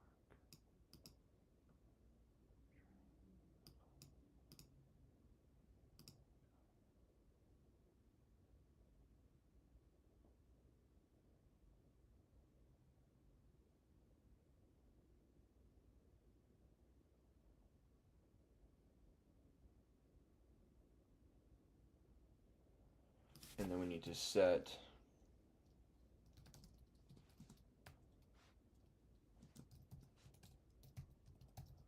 that.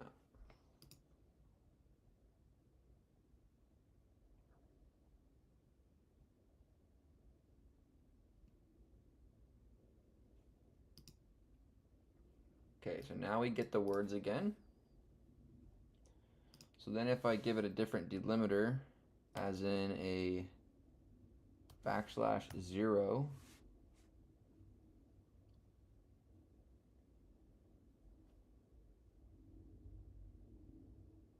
so then if we say if is equal to a backslash, right? So we'll say first, if I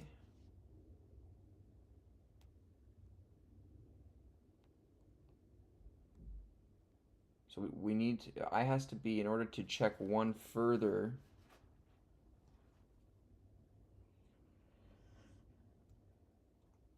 so what is the length of my new string?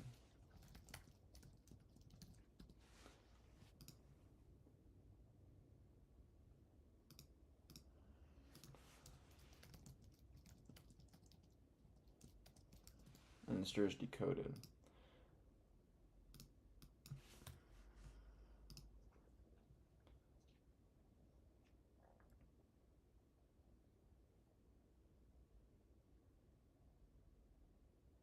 19, 0.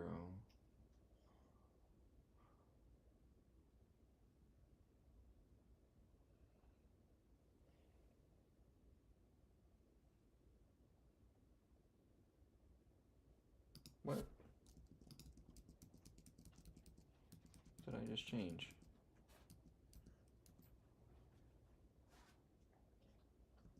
Okay, question mark. It likes it with the question mark.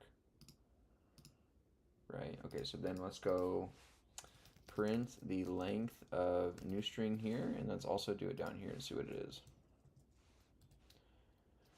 Oh, wait. So if I put \0 here, I get 19, so this is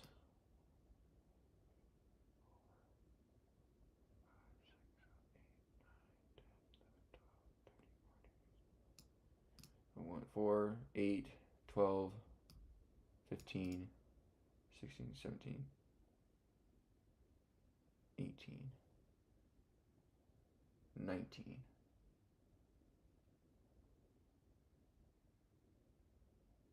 Okay, so it is there.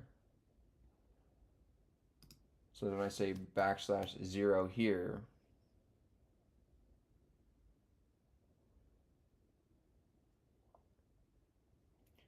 go here, we get it there. And we can print length of stir of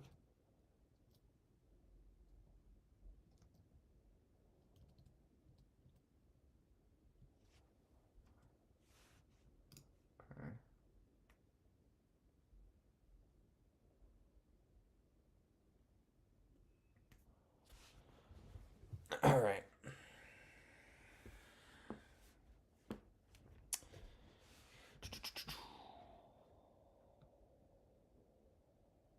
You store it on the encoder string.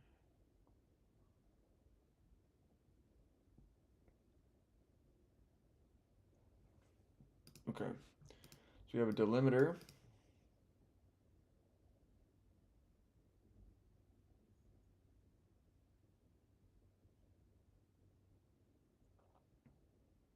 Are you talking to Milo? Are you talking to Don Soap? I'm not doing any counting here. Okay, so this works.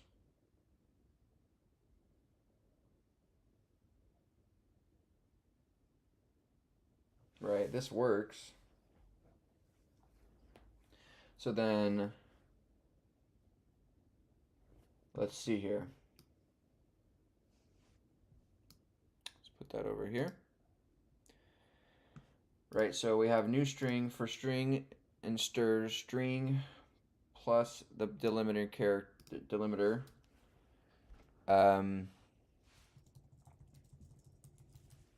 String equals this. New string plus equals string.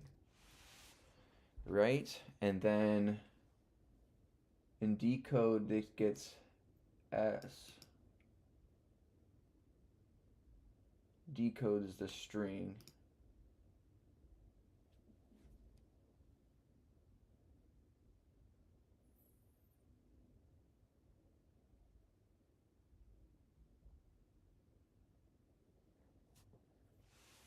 Right, so then it's literally that's it, right? So then we just return new string here. And then here we would say my stirs is equal to an empty array. Found string is equal to an empty string. And then I would say for I in, or I'd say range length S is equal to N. For I in N, or sorry, like this, range N. I'd say if new string So if string index I is equal to or is not equal to rather, sorry, the delimiting character of \0, right? Then we're going to go found string plus equals s at index I. Else, if we're on the delimiting character, we're going to go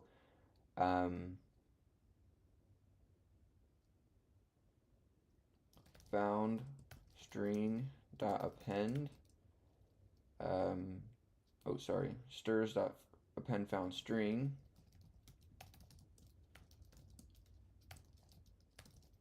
and then we'll set found string equal to an empty string.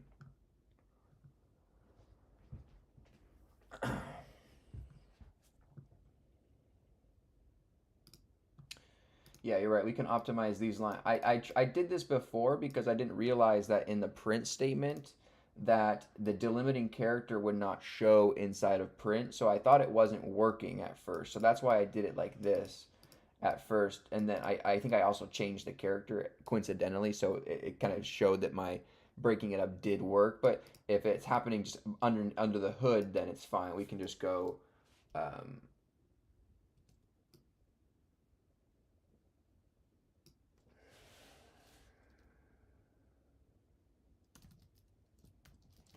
new string plus equals string plus the delimiting character. Right, and so this will set that equal to found string, and then we return the found, or the return strs. So we might have some edge cases, but so we have a string, a found string, we take the length. For I in the range of length, so if the current character is not the delimiting character, then the found string will add the current character to the found string. If we get to the delimiting character, we're going to append the current found string and set found string equal to a blank, and then return strs at the end of this for loop. I run here. Oh, woo! Nice. All right. Not bad, not bad. And we might have some edge cases we need to solve for, but not bad. Should we submit, or what kind of test cases do we have? Our output, let's submit here. We probably need some test cases here. Oh, accepted! Woo! First try, boys! First try! Now, I did do it a little slow, right? I thought through it. I really wanted to think through it and see what was going on, and I broke out a separate Python file, right? And I wrote out what was going on, and I did some printing to see what was going on in each step. And so I wanted to know what was going on, but we were able to solve this one. Woo! Yes, guys. I'm honestly, these LeetCode problems, I'm a little bit hesitant and scared to do them. I think I just lack a little bit of confidence, to be honest, to think that I'm not saying that I can't solve these problems, because I've proven that I can solve these problems, but I think I'm just a little bit scared of the amount of effort that it takes to solve the problem. Is sometimes I sit here for 2 hours just meaninglessly, just trying to go back and forth, figure out where I went wrong, and that part is a little bit daunting. But when we do get it like this, it's nice.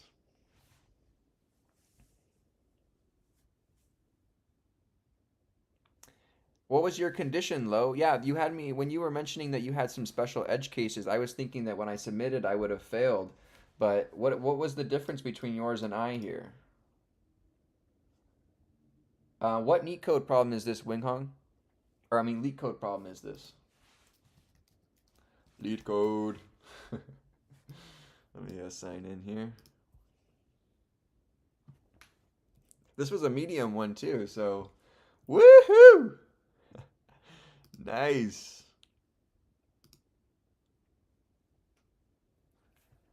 I'm not gonna lie, this problem does look a little familiar. Like I think I've read this problem just like I mean in CS50 like you said we dealt with the limiting characters and stuff. So this problem has come up elsewhere in other instances. I can post in Discord. Oh yeah, let me know. I'll pull it up right now. I want to see what yours look like.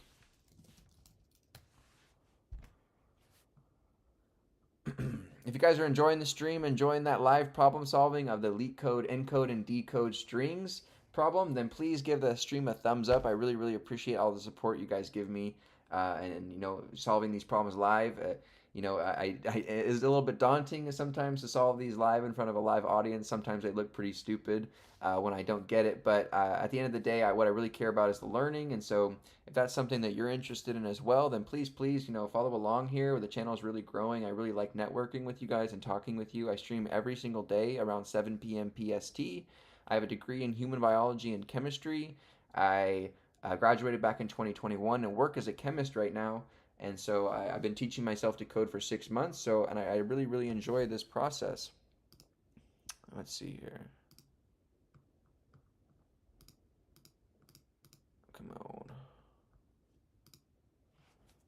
Okay, here we go. So this is what Lowe said was his answer. So he said he has class solution. Okay, it says if not stirs return an empty string, else if the length of stirs equals only return. Okay. So the length of the stirs is equal to 1, meaning you have one string in there, and the length of the stirs is equal to 1, return backslash 0.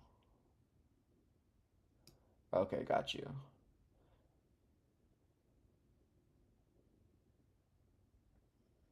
So then you create an encoded string. For string and stirs, you encode the string, add it, return, you decode. If not, return a blank array. Else if you have a string equal to a delimiter, return empty string or empty array. Decoded strings is just an empty array with a string.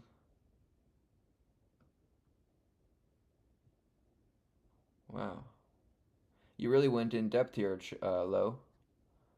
Last char index, length of string -1, list index 0. For I in the range length of the S, char index S, if char is equal to the delimiter, if char is last character break, else.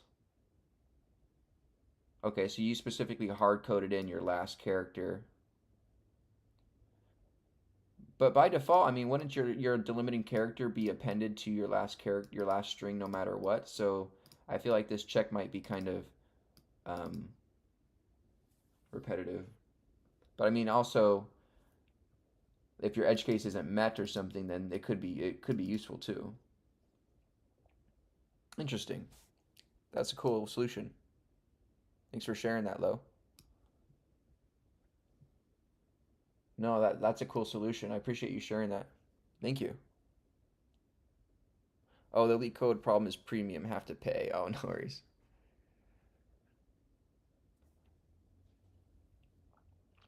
Mahan wants me to try the rotating matrix one, but I read that one and I don't want to do it. I don't want to go down that brain power right now.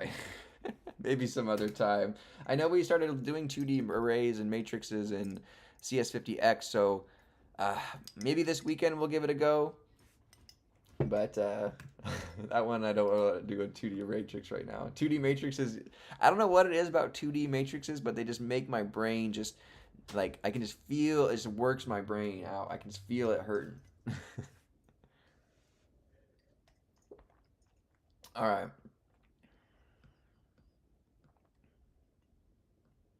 So he says, if not stirs, return that.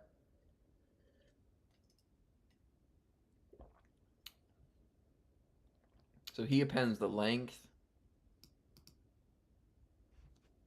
and some delimiting characters.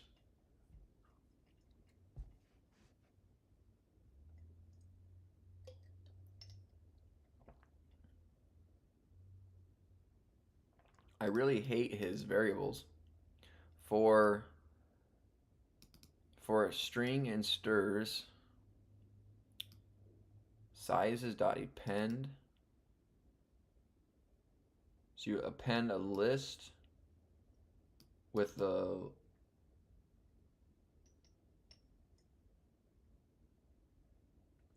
what is he doing here?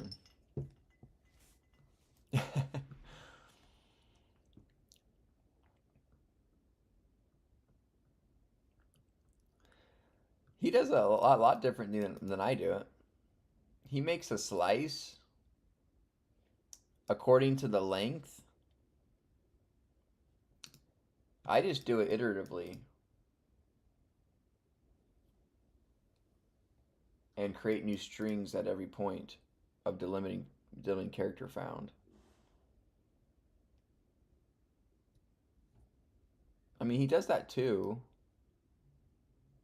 but it's interesting. This looks just way more complex. I wonder if this would be more robust for more. Yeah, look at these variable names. Like, is anybody following this?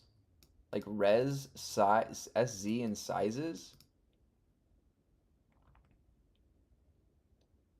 I mean, you're like triple declaring variables here. Yeah, you can do that, but is it super readable? I don't know.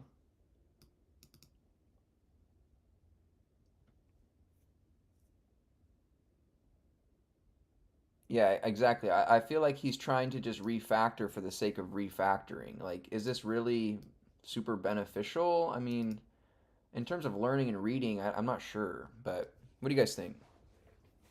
What do you guys think about our two different solutions here? This is my solution that we just came up with live here.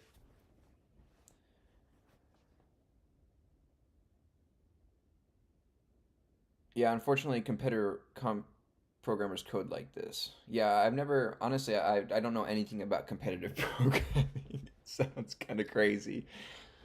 It sounds kind of crazy, competitive programmers. They probably just do it, everything is super shorthand to be fast.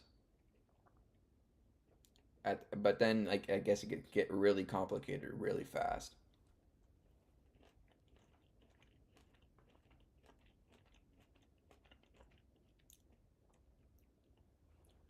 Yeah, they are timed, so they just do whatever's quickest. Yeah.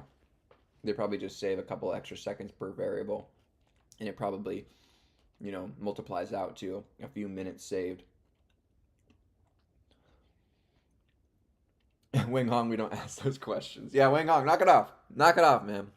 We don't ask those questions around here. We solved the problem. We're moving on. Yeah, that's why they shorthand everything. Yeah, think of it like what those people that do typing of the scripts in juries or in courts, how they have that special. I've actually okay, it's completely crazy. I don't know why a part of me wants to learn how to do that, but there's something about that machine, like that shorthand typing, that I want to learn for some reason. Like I wonder how fast I could type like papers or standard operating procedures at work if I got one of those devices and learned how to type on it, in that shorthand. Stenography, yeah. Like, has anyone just like done that for like the sake of typing like papers really fast, like in college? Like, what if you learned that just to type papers really fast? My hack in college was if I don't know why this wasn't like advertised more or people talked about this more, but when I was in school, actually in high school and middle school, like it was just coming about and no one was doing it, but it made my essays way better. It made my writing classes way easier. And it's just a super simple solution. It's just push to talk.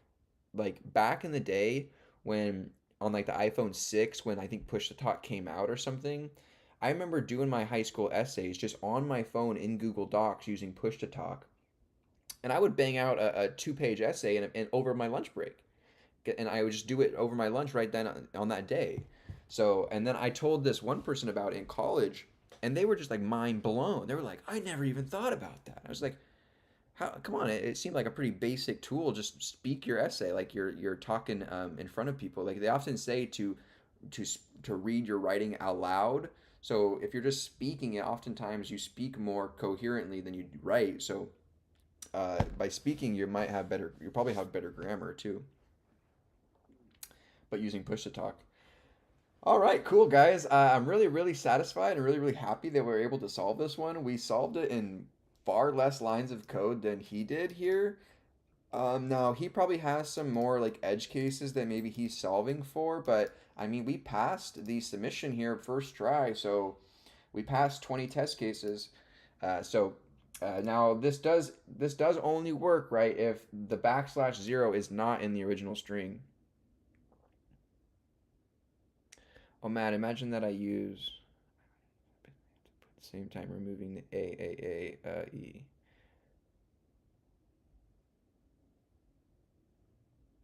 What do you mean? Oh man, imagine that I use that. Basically, I have to put some same time removing the a. I'm not sure what you mean, Mahan. Sorry. Thanks for the question comment though. All right, let's go ahead and wrap up today with maybe like a half hour or so of working on our project. So we did a LeetCode problem for a day. One LeetCode problem a day keeps the doctor away. Maybe we can hopefully get a tech job one day. Keep the rhyme going. But let's go ahead and shift focus onto the small business manager here and just get a little bit of work done on it this evening. So for those that are new here, thanks so much for joining me. I um, I started off the stream reading chapter 9 in priority queues of data structures and algorithms in Python. This book is found in my Discord link below, along with all of my other resources like the books you see back here, my notes on screen, my solutions, everything. And then we shifted into a LeetCode practice problem, and we solved that one, a medium one, and we solved that one in about 25-30 minutes. And now we are on to just working on our project here. So this is the Small Business Manager project.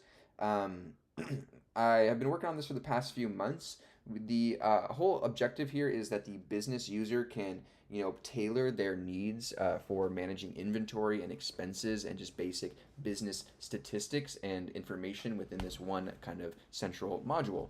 Um, you can load inventory into the inventory items into the inventory. They have various parameters such as dates, pricings, costs, sizings, all that kind of jazz. You can load expenses in for dates, costs, types, categories, methods for those expenses, and then you can cross correlate hopefully those revenues and those sales or whatnot for items against those expenses and generate income statements, reports, costs, all types of business statistics. So hopefully we're getting pretty moving here. Right now we have yesterday we wrote in the ability to actually access our settings menu here in option number 4 of our program, and getting into the expense settings with option number 2.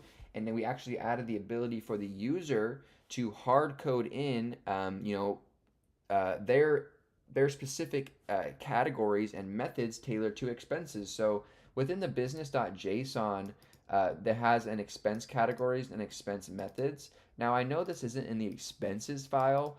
The expenses.json file is just housing all the individual expenses themselves. I didn't want a header for this file. I didn't want to have to deal with that.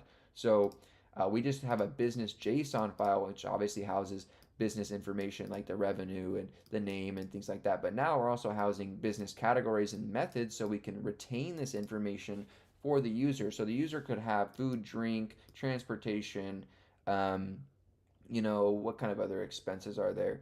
Obviously, the inventory itself is an expense for the cost of the item, right? So all of that jazz can be incorporated here, and they have the ability now to actually add in additional ones that aren't previously exist. So the thing is we need to have some expenses and category and methods hard coded in to the program. I'm thinking that, right, you have to have an inventory cost hard coded in, because Like that one cannot change because when you make sales or when you load items in, you have a cost of good or a acquisition cost of the item in inventory, and that will be an expense, and so that has to be recorded here within the category, right?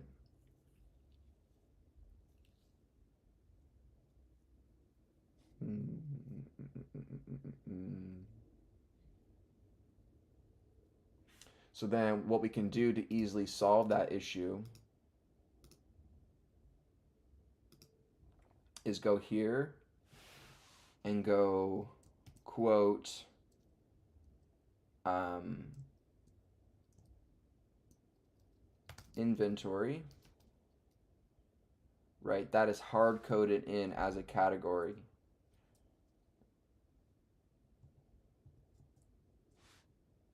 So then if we run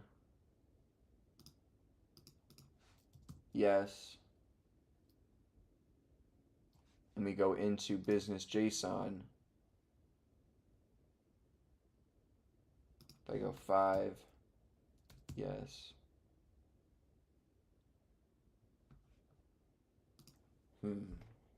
So it's taking my categories list.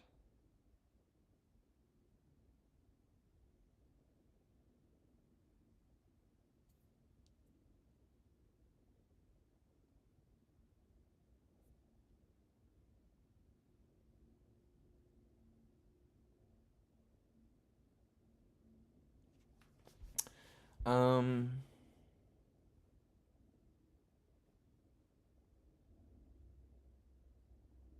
um, add linked list next that gets a sequence of numbers and run it in order.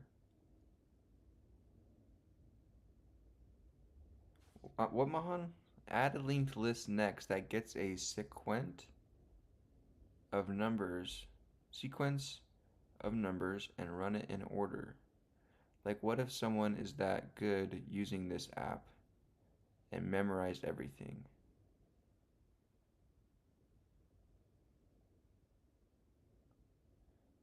Wait, I'm not following you. Are you talking about like the menu hopping? Hey, Jack Lopez, how's it going? No worries. Thanks for hopping in this evening. Hope you're doing well. Hope you're doing really good. So, the categories.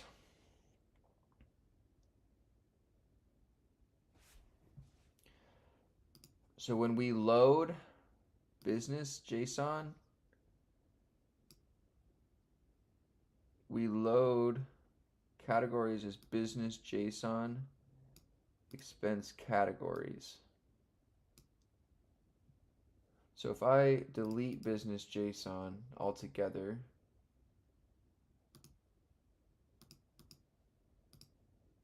and I run yes. Okay, so that gives us inventory, but it's not in there appropriately.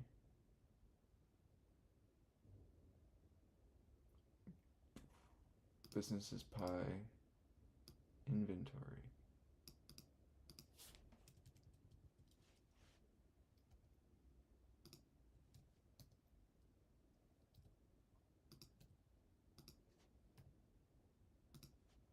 So if I delete businesses JSON here again,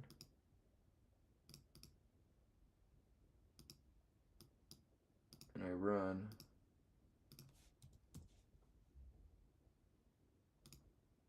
inventory here.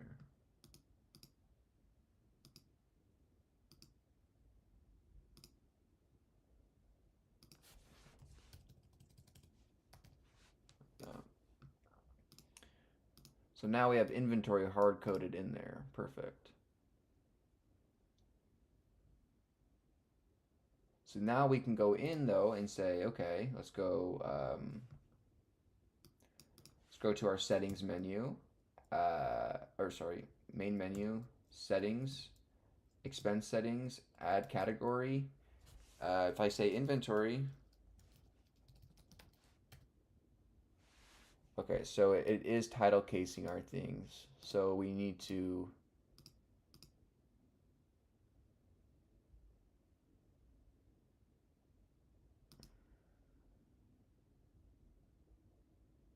I don't want to add a category dot title. Add category, append new category. So it's not there. So settings menu, expense settings. Remove the title case off of that. Remove the title case off the method.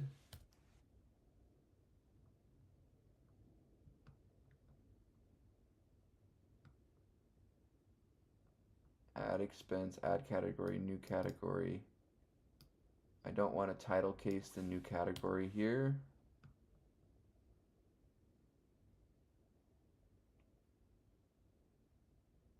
I don't want to title case the method either.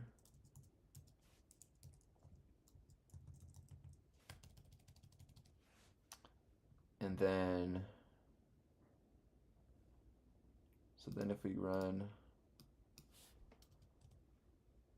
the program here, go here, yes, settings menu. So then what if I go to my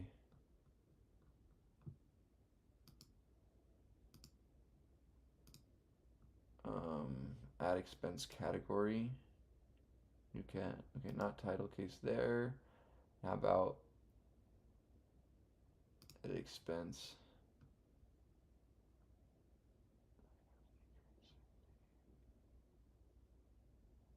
Needs edits for here for the category and method for the edit. Then expense settings, new expense category.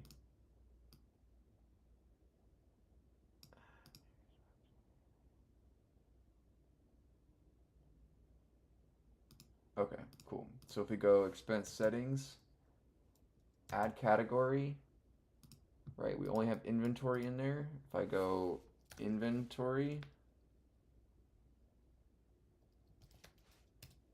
it's already in there. Perfect. Now we can press Q to quit. But so that's the thing though, is actually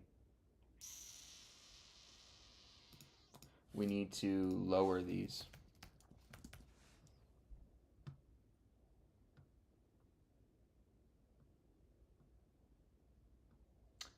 New expense method dot lower, add method,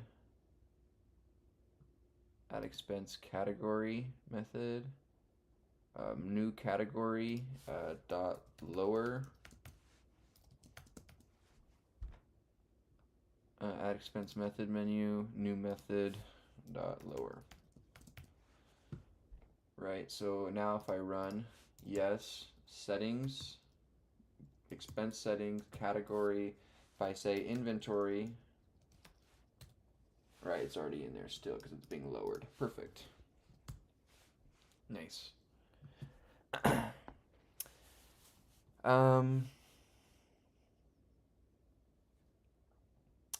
I guess a linked list would make sense for keeping track of how deep you are in the menus, maybe even registration list, regular list menus. Yeah, that's why I also use it for the sequence so you could go back or whenever or whatever. Oh, I got you. So you're saying to use a linked list as my menu hopping tool. So okay. So I could wrap all of these functions into a linked list and then have them point to their specific, orientations that way. Okay, I got you. Now, is there any like I'm kind of doing that, but like just not as structured, right? I'm hopping from function to function, kind of like a linked list, right? But I mean, you could call dot next on the function, right, to call the next menu.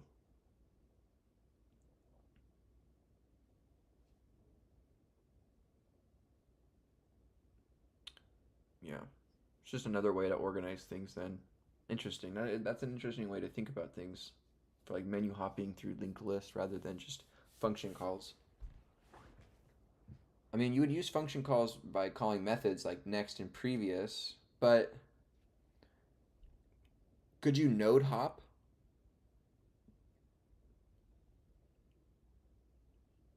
Like, because currently, like, I'm hopping from functions that might, or I guess they could have just multiple connections, right? It'd be more like a tree, honestly, because each menu can have multiple submenus or children menus. So it'd be more of a tree structure than a linked list, really. At least in this specific context. Like my expense settings here would be the root, and then it has these three, selections, or two with a previous back to its parent with settings menu, or we'll just have two linked pointers, which would just become a tree then.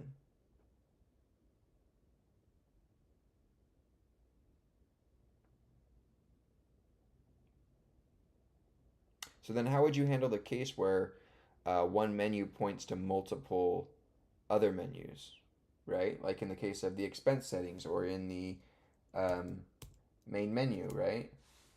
This would be our root, and then these would be our four children functions with a 5 just to exit. Or I mean, you just have, it wouldn't technically be a linear list then. It would be like a list that would kind of flare and then come back down and flare and come back down. It would be linear, but it would have kind of chunks. It would kind of in a different dimension. It would flex if you can visualize that. All right, you guys, super super cool. So we got that working appropriately. So what you can add categories and methods now within the settings, but you can also add them dynamically when adding expenses. So if you go add expense with today's date, amount of 10, description would be a test, right? Here we can add a category which it detects our current categories, and or we can add a new one. So we can if I say inventory here, oh, it's already present, quit. Okay, add a new category. New category. Let's say this one was food, drink. Okay, new method. Let's say this was credit card because there was no other methods, and no note. So if we go here to expenses, as you can see, that one got added right there to our expenses, and in business JSON, food, drink, and credit card got added to our methods. So you're able to dynamically create methods on the fly within the actual generation of expenses if your method isn't or category isn't applicable there. Flexing in different dimensions. Yeah. The thing is, you don't call the function in your .next. You save where you are in your current, where you were. The thing is, you don't call the function in your .next. You save where you are in your current, where you were .previous, and where you plan to go after pressing a number in .next. But then what if .next leads to somewhere else that it depends on where the user points? You'd have to have if cases to change your .next, right? If the user presses 1 .next to this menu. But I'm already doing that technically by just calling the menu itself. Like I'm kind of mimicking a linked list in my own way, I guess. I'm visualizing it more of a tree though. All right, cool. So then what exactly is next? Okay, so our program in the main menu, we have the ability to add inventory, edit, find, edit, and view. We can go to transactions, we can search and go back. We can add expenses, or we can quit, and we can go to settings.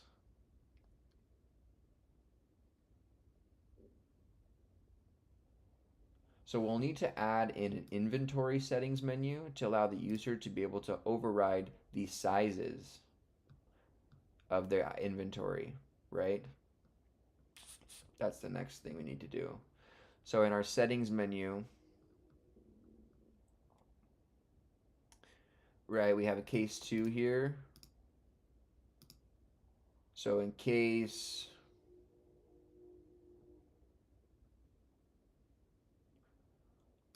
So add expense method.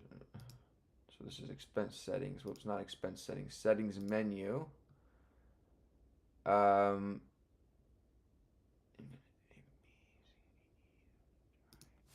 we'll say inventory settings like this. So we'll have to make this be a case 4. Come down here like so, case quote 3.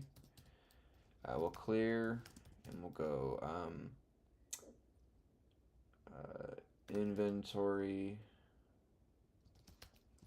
settings.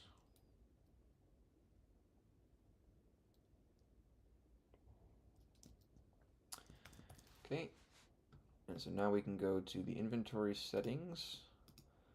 So I think I'm going to go to my expense settings though and just copy what's going on here.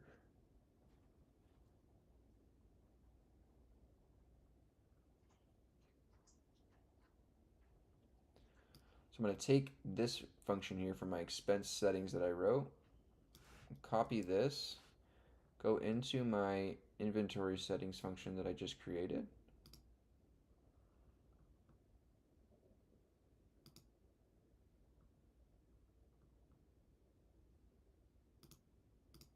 Where'd you go? Inventory menu.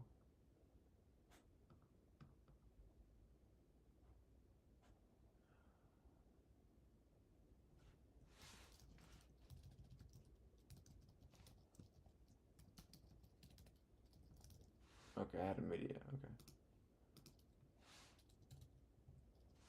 Def inventory settings. We'll paste in this function. So what I'll do here is I'll say, oh whoops, it didn't copy all the way. User input, copy. So in my inventory settings here, user input, create menu for inventory settings. This is going to be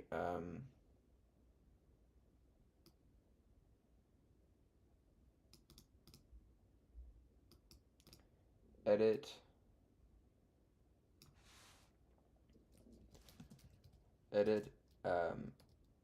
item sizing.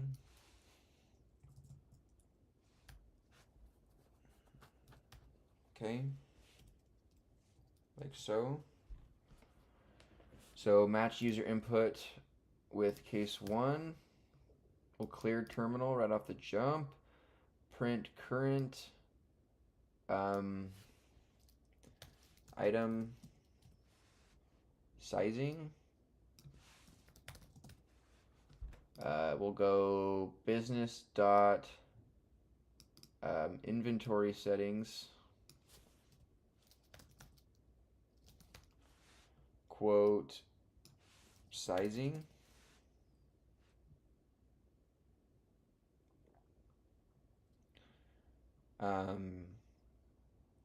New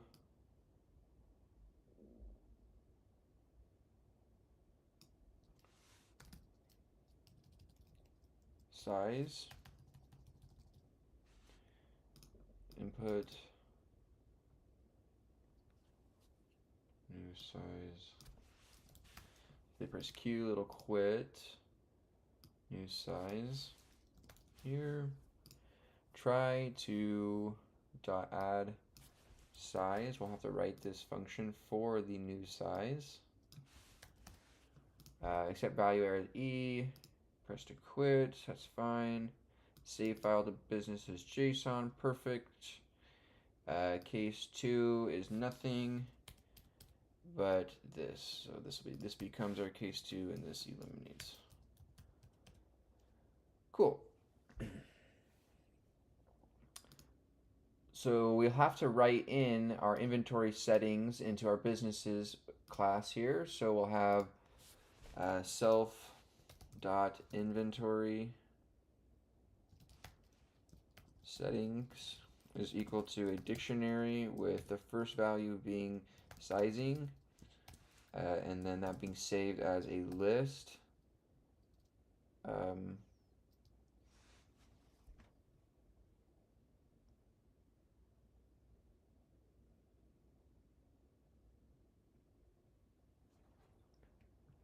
so where are my hard coding sizes at? I'm currently doing that. Add item. My inventory class. Nope.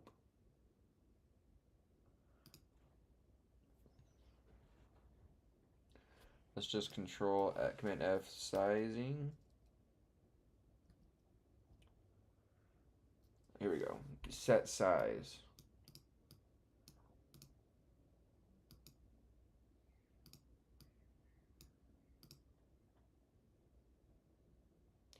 So this is going to be, we're going to copy these sizes for now, hard code them into the business py file as sizes, get rid of this, and do business dot inventory settings quote sizes, like so, to access that dictionary value.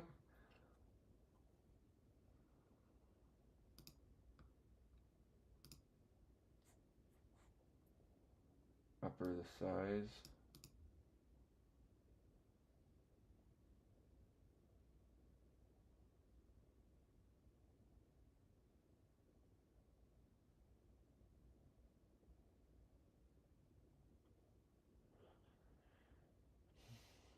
Okay, and that returns this size back. Okay, perfect. So that's coming from there now.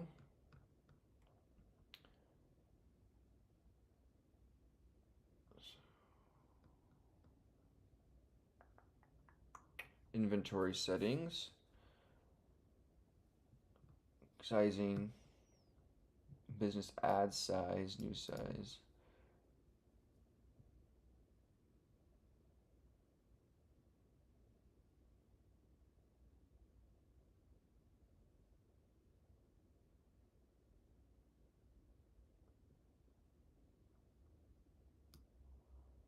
So this is actually going to be create menu, or sorry, user input.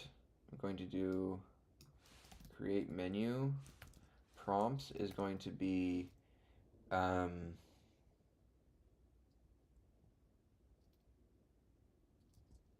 select from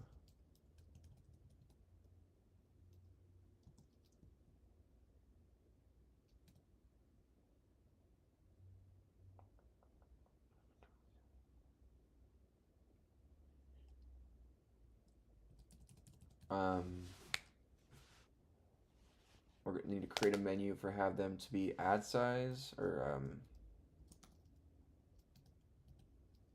edit item sizing, right? That's fine. And then we'll do for our list of options is going to be number 1. It's going to be add size, remove size, clear sizes,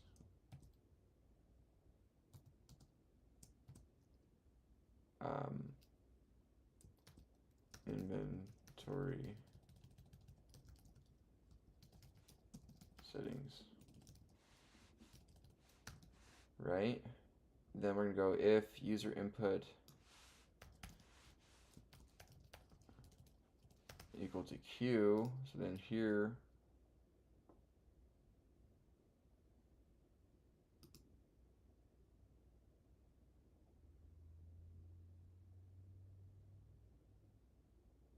we'll call a print to press Q.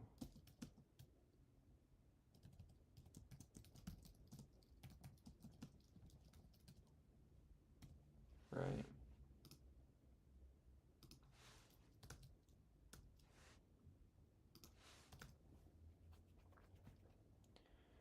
Right, so if I run, I go here, settings, inventory settings, edit sizing, item sizing,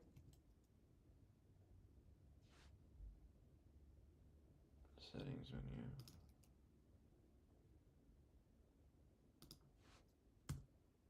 Perfect, now I get this, press Q to quit, so I just need one \n here. Yes, settings, inventory settings, edit item sizing, current sizes is this. Is this 2 spaces or 1? 1 space, good. Press Q to quit. Actually, I don't need that because I have a go back option in this menu. I don't even need that. Perfect. Don't need this. Bring this out like this.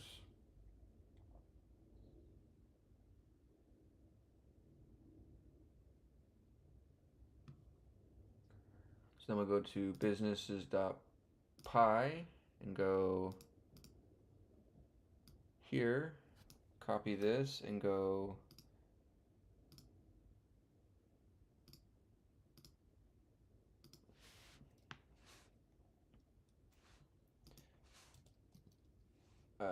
def add size, self, new size.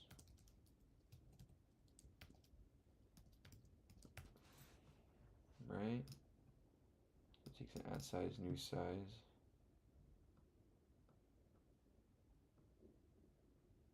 So we'll go here, we'll say match, match user input to case quote 1.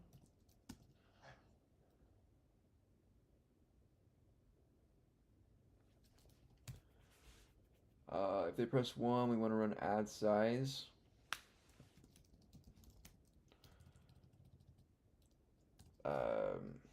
New size equals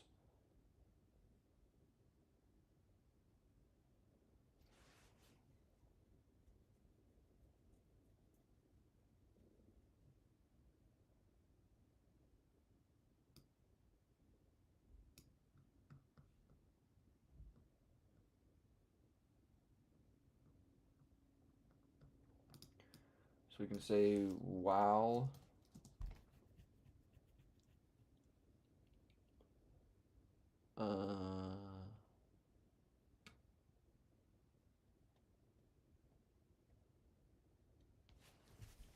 I gotta say, coding in Python feels more clean and blissful than C++.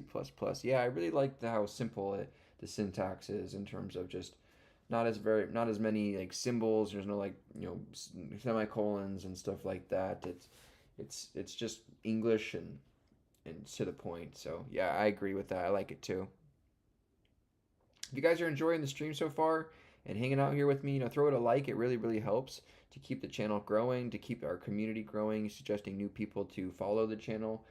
So please, if you would, throw it a like and also consider, following along and subscribing. I stream every single day, live coding, live learning, lectures, live courses. Just beginner, authentic point of view is what I'm trying to provide here. So thank you guys. So we'll say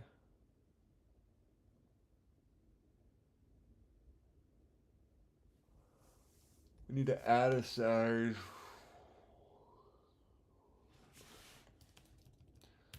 Add size case quote 2. Remove size case quote 3. Clear all sizes case 4.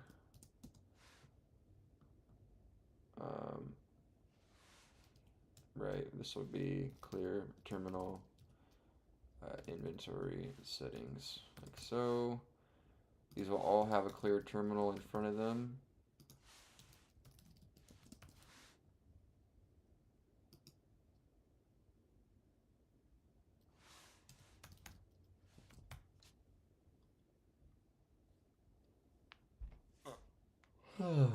Make so.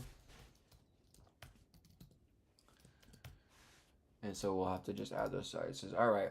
I'm kind of winding down here for tonight, you guys. I'm getting a little bit sleepy here. Gonna just watch a show, have a little bit of snack, and hang out with my dog before bed. Like I said, I do have a 9 to 5 job as a chemist that I work every day, and I do stream to you guys and hang out with you guys after my job. So I do a lot during the day.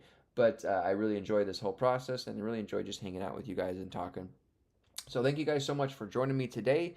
We improved some functionality on our small business manager here by incorporating, an inventory settings menu, and now we're adding in the sizing to the business class itself rather than being hard coded into the program. And now we're actually allowing the user to be able to update and specify their sizes individual to their business itself, right? So per our business, we use like rather standard clothing sizes, but the user, they might use a metric sizing unit or some other site. Maybe if they're selling shoes and they go by whole integers or something like that and half integers.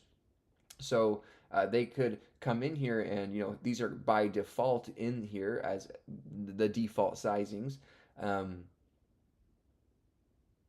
and so they would have to. Sorry there. Sizes or sizing, inventory settings, add size,